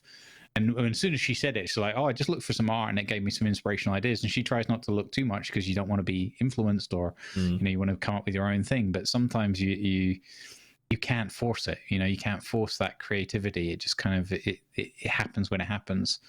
One of the things that helped me with the D&D campaign a lot was thinking about the scenarios that the party have got themselves into, and then I would sit at the musical keyboard and programs and just write some music to go with the particular scene. And then once I felt like I had a feel of musically, this is how this boss would sound. Yeah. You know what I mean? Put it in that kind of context. And then that helped me get past the fact that, well, it's just a battle map and they're just going to roll some dice. Do you know? And I think the other thing was just partly came from just exhausting myself because of this desperate strive to be creative. Yeah. So anyway, that's kind of my ramble over. I just thought I would raise it and see if you'd ever experienced something similar, or if it, you know, I think that's something that the audience might be interested in. Definitely, I've hit on this multiple times. Like I've always loved being creative. I've always loved making stuff, drawing. Even though I'm like I wouldn't say I'm good at it, but I love doing it. Mm-hmm. But sometimes you say it like it is. Like it's you sit down and you feel like you have to. Like why? Why do you have to create? You don't. It should be a passion. It should be something that comes through an inspiration. And I guess that's partially the problem for me, because I've recently discovered that I most likely have a neurodivergent brain through ADD. And the instant something becomes compulsory, it's like, yeah, I don't want to do it anymore.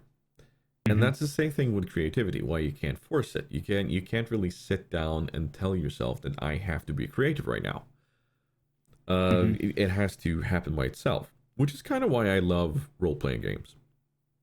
Because very often the story, the events, they write themselves. You don't have to do anything. You can introduce just a sliver of an idea you've had, and then the players will roll with it.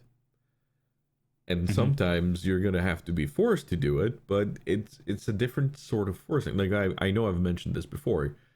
You have this bi character that is supposed to mention one thing in a crowd, and suddenly the party is off doing all sorts of investigations into why is this character, why did he say that, who is this guy, what does he have children, do we need to kidnap this guy, can we is he part of the royal guard, like what?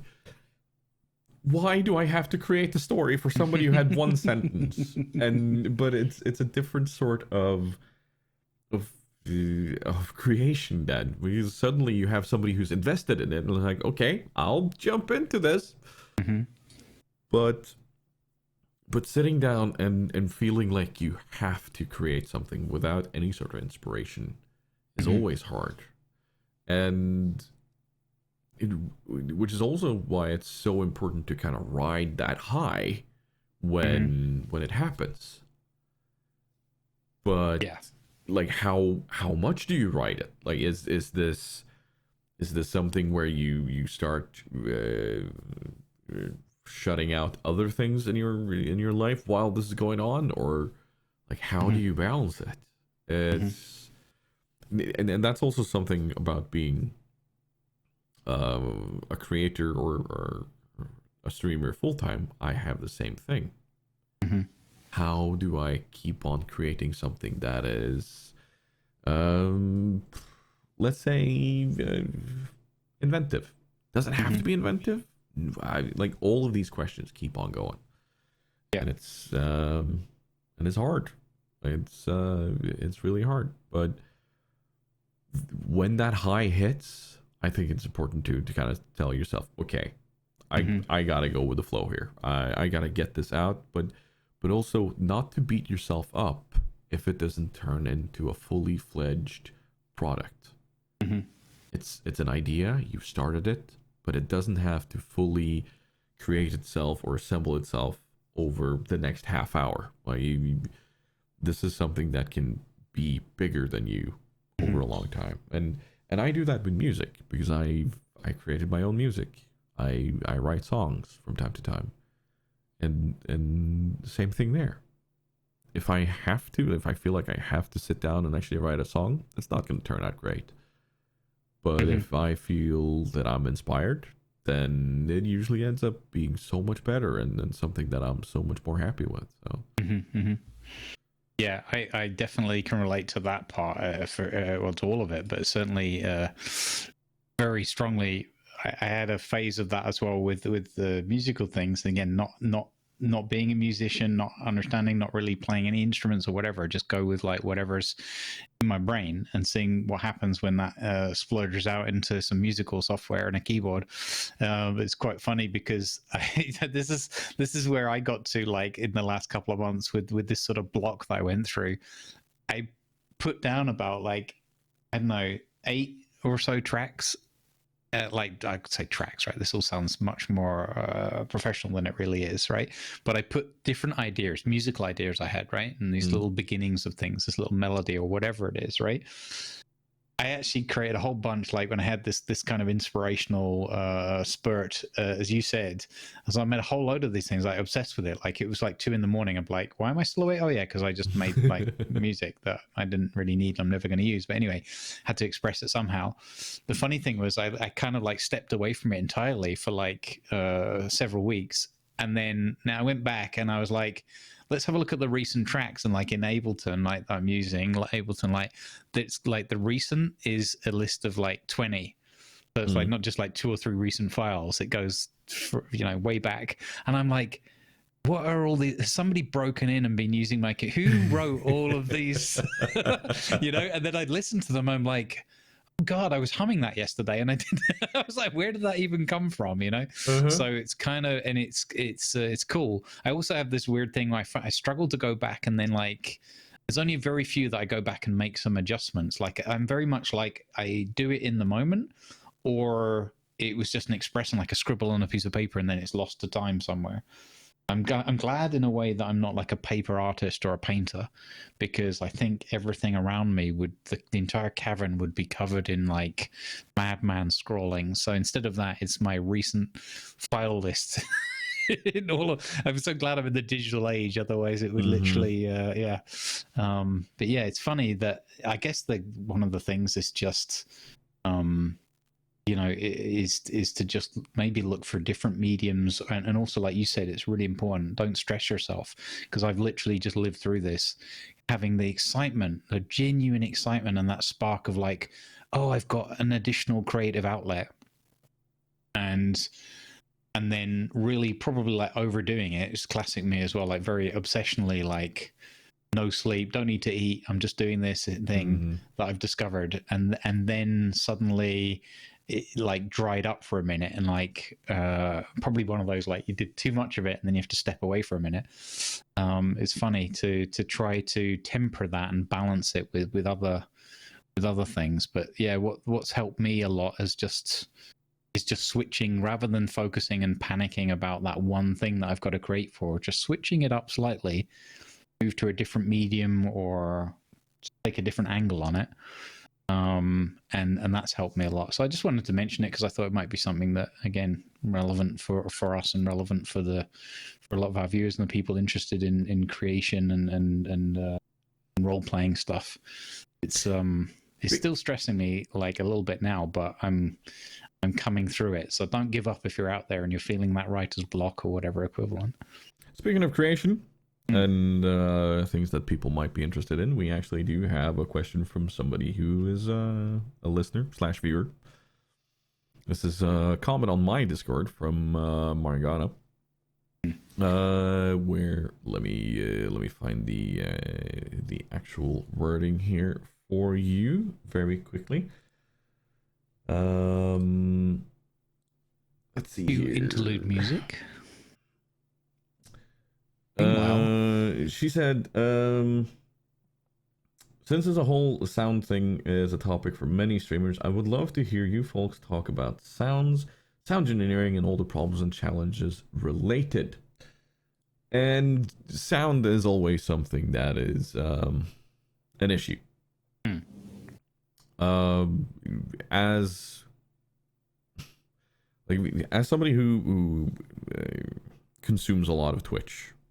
One of the things that need to be in order for me to actually be able to sit and hang around a channel is an okay sound.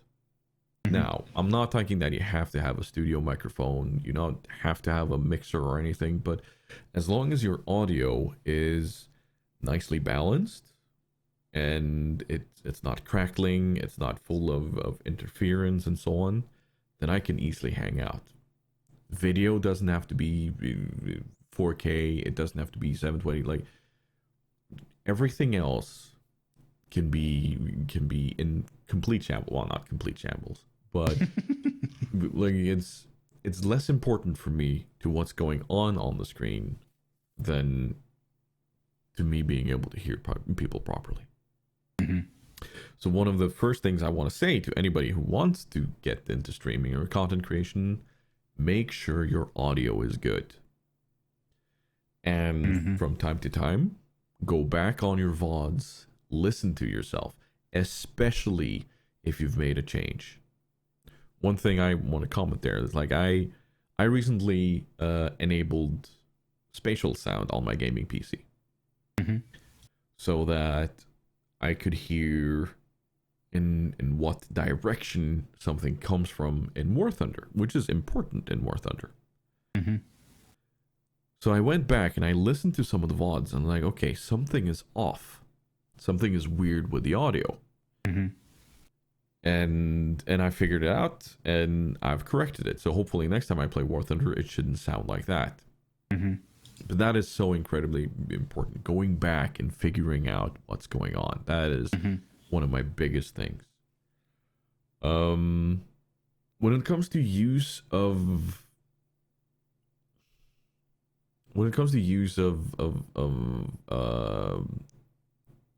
tips and tricks, I don't know. Like it all depends on how deep into the rabbit hole you want to go.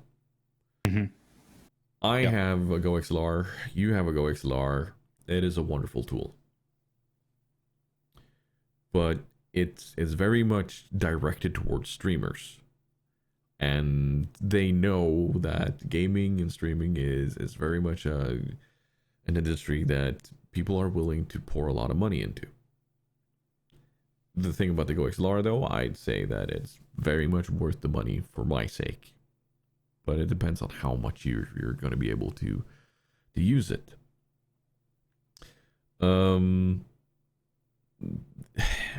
Is it necessary? No, not at all.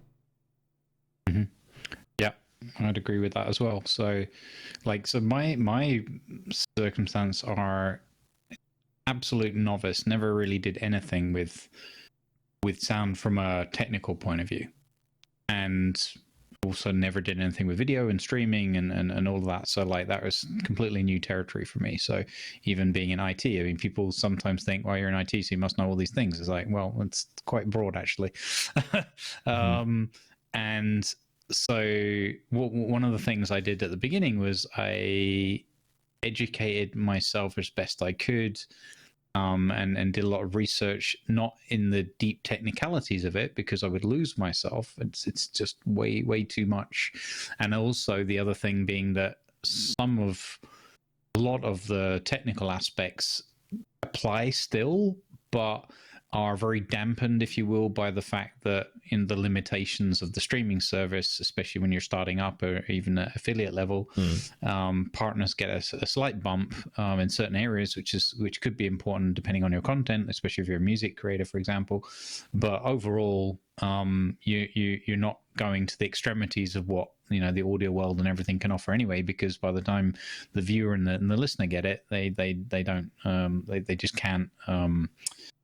It's not that they can't appreciate it themselves. Some can, but it doesn't come across. It just doesn't go through the service that well. So that said, one of the things that I bumped into from more reliable sources, because there's a lot of sources and a lot of people with videos and suggestions and I know all this stuff and all that kind of thing, and a lot of that content is often misguided or applicable in certain scenarios that aren't clear and that aren't outlined as part of what they're delivering, right? So it's like, you must do this, this, and this, and these three buttons will make everything brilliant. And it's like, if you're doing digital photography in 4K of clown shoes.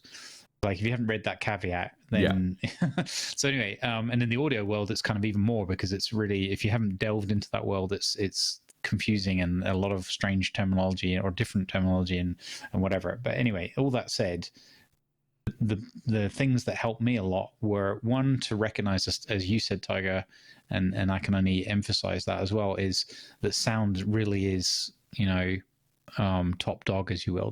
It's if you get the sound wrong, that's more disruptive and more likely to drive people away than if you're getting all the other stuff wrong. Oh yeah. So once I realized that pretty early on, I started to pay more attention and look at, okay, I'll need a better microphone, okay, and then I'll need a better way of like managing the audio levels. The hard part, the hard end of the story is, I don't think any of these problems entirely ever go away. No, they don't. Because simply based, unless you did exactly the same thing every single time. So an example for me would be using the awesome Pretzel service, using the Go XLR, adjusting all the levels, having OBS, having everything where I want it to be, and then different songs and different parts of songs will come through at different volume levels. Right, nothing that I can directly control or steer, at least not easily, and that will lead to like little moments where it doesn't work, or where someone not necessarily hearing me, I think the levels are right there, but like being able to hear like another audio soundbite, it'll just clash, and there's, and you can't control that. I had that under control for a while when I used to use local software, the VLC player, to play back audio tracks that I had pre-vetted, and I had the audio levels set and limitations and limiters and whatever else set, so that things would never peak, or they'd never, the software would adjust, and therefore I wouldn't deafen viewers or myself at certain points when something happened, like there's suddenly a random gunshot in the middle of a let's say the Alsace guns going off suddenly in my ears, that kind of thing. And then unfortunately that kind of fallen apart, because we had to start being a lot more careful with what music we use and how we play it and everything. So I don't have that benefit anymore.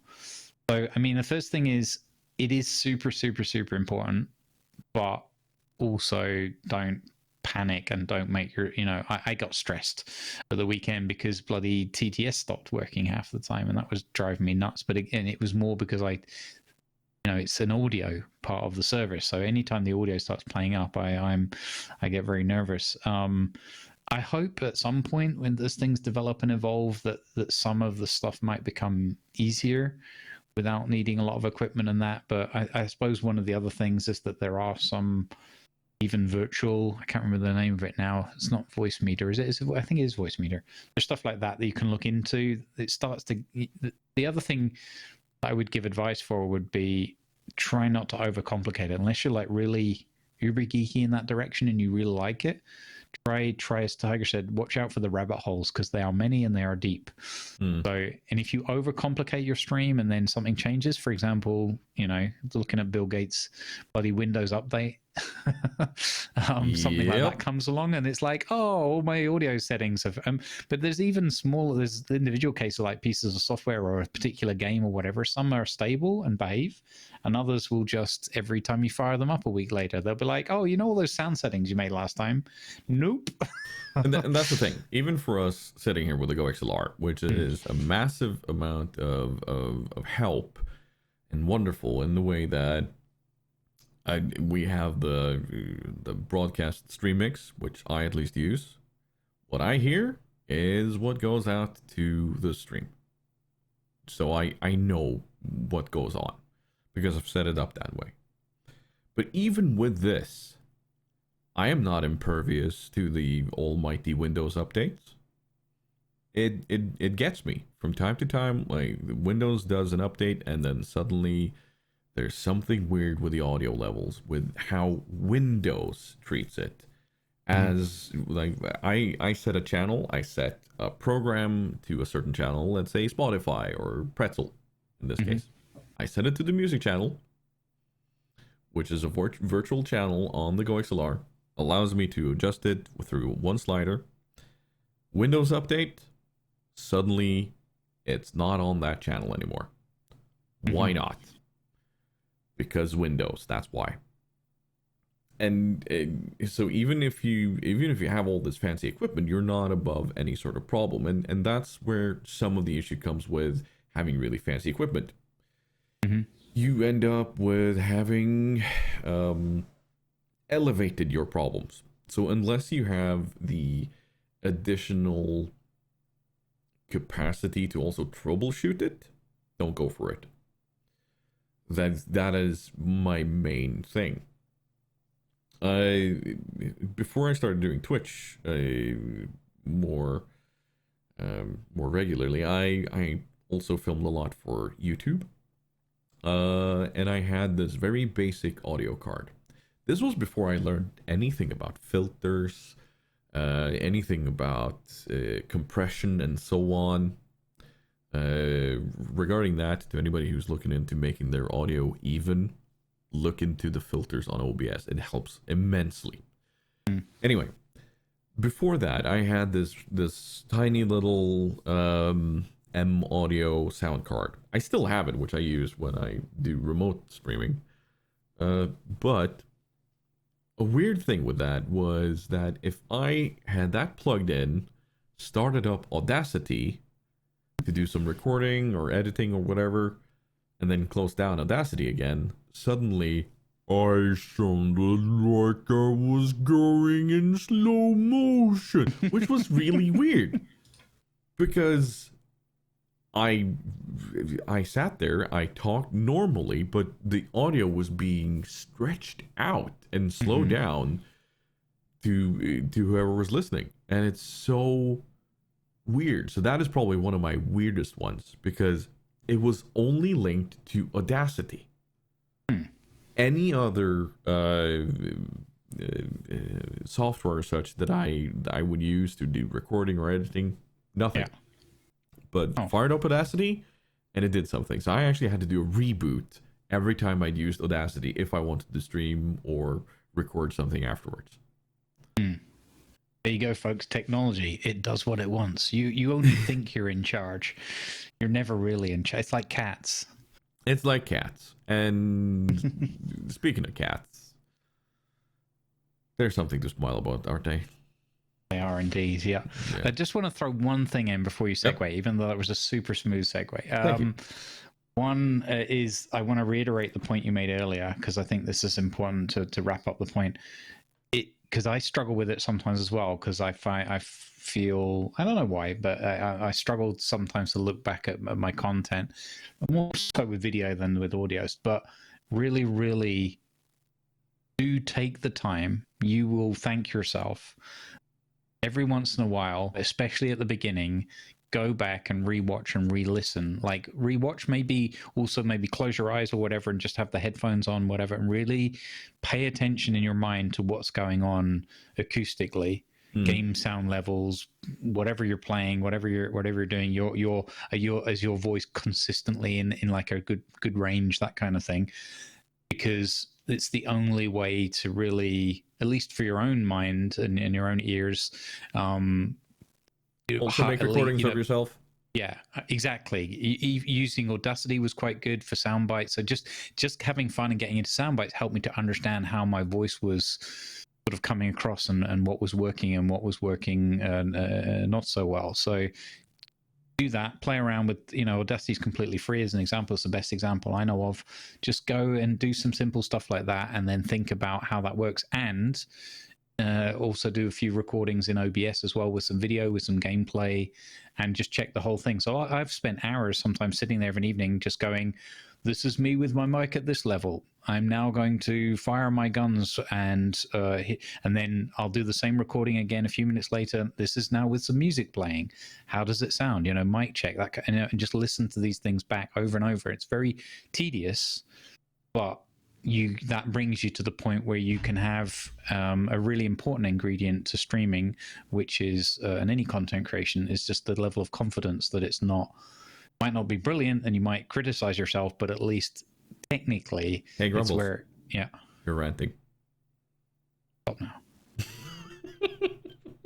is why I need a cat, because by now a cat would have attacked me for ranting.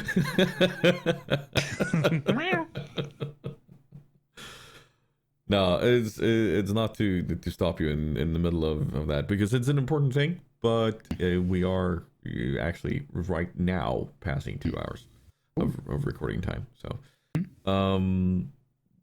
but yeah, the importance of being aware is big. Thanks for the question, Mari.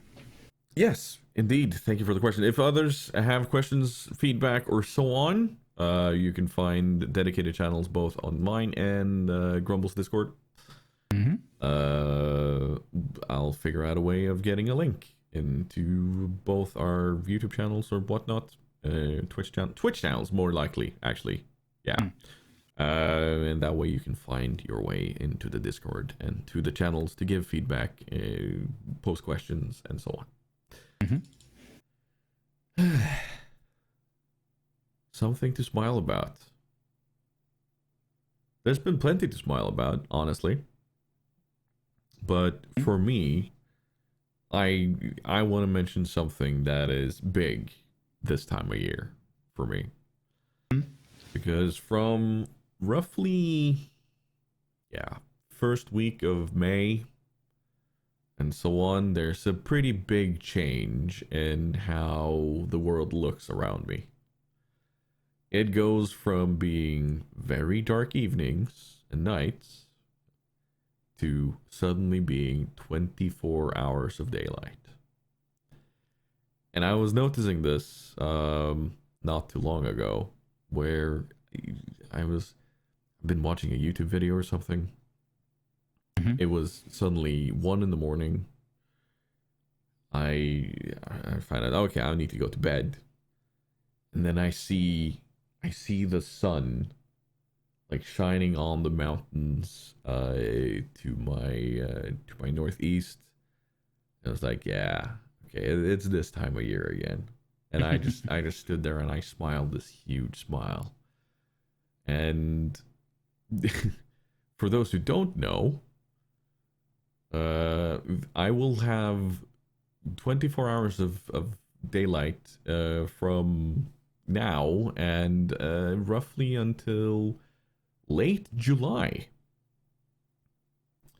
And life is weird here because if I wanted to, in the middle of the night, I could get out and mow my lawn. I could do chores, of course, mind the noise levels, but that is something that can happen here, and it will happen, and it's a weird way of life, but I wouldn't be without it, and it makes me smile every year when this starts to happen.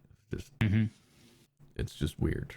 Shameless plug for Live from the North, twitch.tv/live from the North if you want to see. It's on 24 hours a day.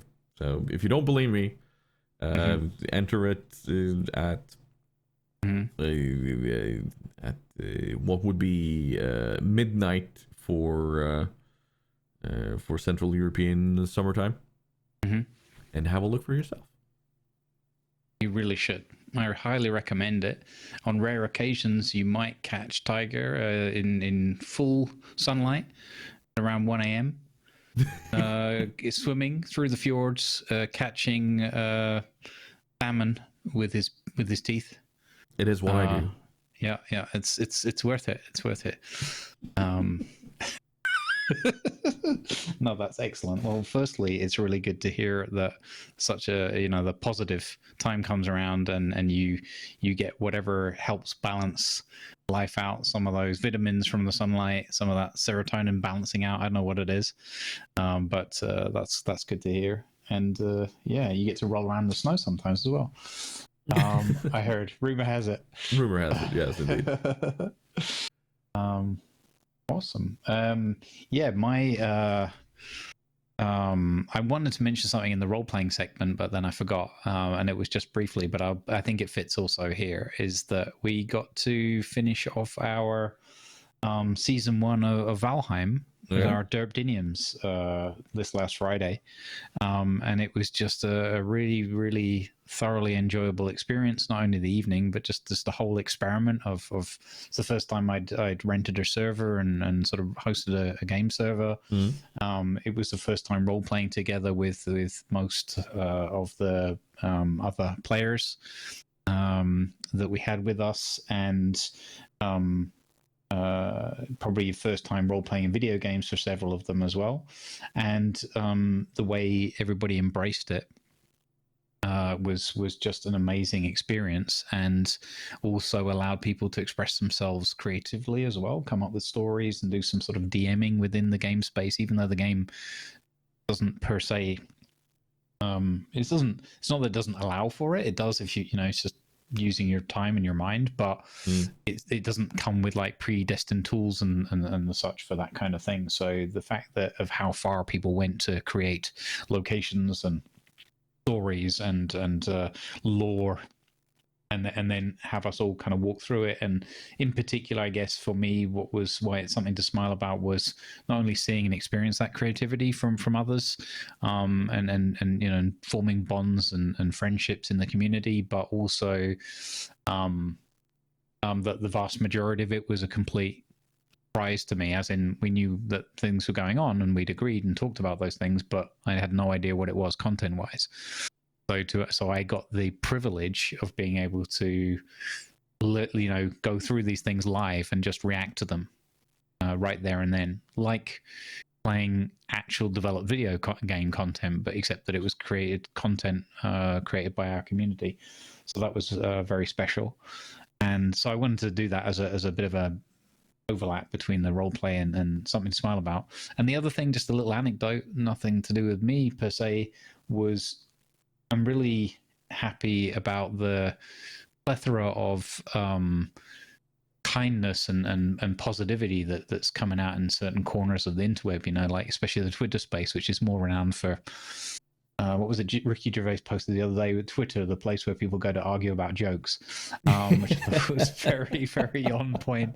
But I saw one, and it's a few weeks back now, because, you know, we talked about the gap since 1849, was this guy, and I know there's all sorts of these things, but this one fella that he's got a dog that was arthritic, and it liked going out and sort of walking in the fields or whatever around you know, their yard, but they lived like on a slope or whatever it was, and the dog couldn't get down to where the fields were to like move around or whatever, because the arthritis and everything, the legs wouldn't allow for it without too much pain. So he created an elevator system, like on pulleys and whatnot, where I think there was even a button, if I remember correctly, the little video, where the dog could like basically walk up, nudge this thing with its nose, call the elevator, get on, and then it would like lower down, and then the dog could just like wander around in the grass and stuff, like further down in the fields. And it was like, that's just genius and so kind and caring. I just thought that was that really made me touch my little dwarvish heart, because, you know, I love stories of kindness anyway. Humans being gross. Yeah, exactly. But just going that extra step, and then obviously having the ability and the wherewithal and just having the idea to make a little elevator system. It's like a what do they call, like a dumb waiter, you know, like a food system. Yeah. But big enough for this boxer dog, I think it was, to go up and down. I just thought that's genius. But yeah, that was my little anecdotal one sort of thing. For people who want more inspiration of things that make them smile, there's actually a whole subreddit called Made Me Smile. And there's plenty of touching stuff there. So if you're looking for a reason to smile and good news, head into Reddit there. Or, you know, I kind of want to hear from our listeners something that made them smile. Yeah. If you have something that made you smile, head into the Discord or hit us up on Twitter, wherever we are available. Let us know that this is for the podcast and something that made you smile, and we'll talk about it. But that's going to be it for us for today. We've been running for 2 hours and 10 minutes so far, roughly, and it's been been a good recording session. We've talked a lot about different stuff. When will we be back? I don't know. But we will make sure to let you all know when we are. So, without further ado, thank you to Mr. Grumbles for joining in. Thank you, Tiger. And we will see you all next time when we exit the port. Dear.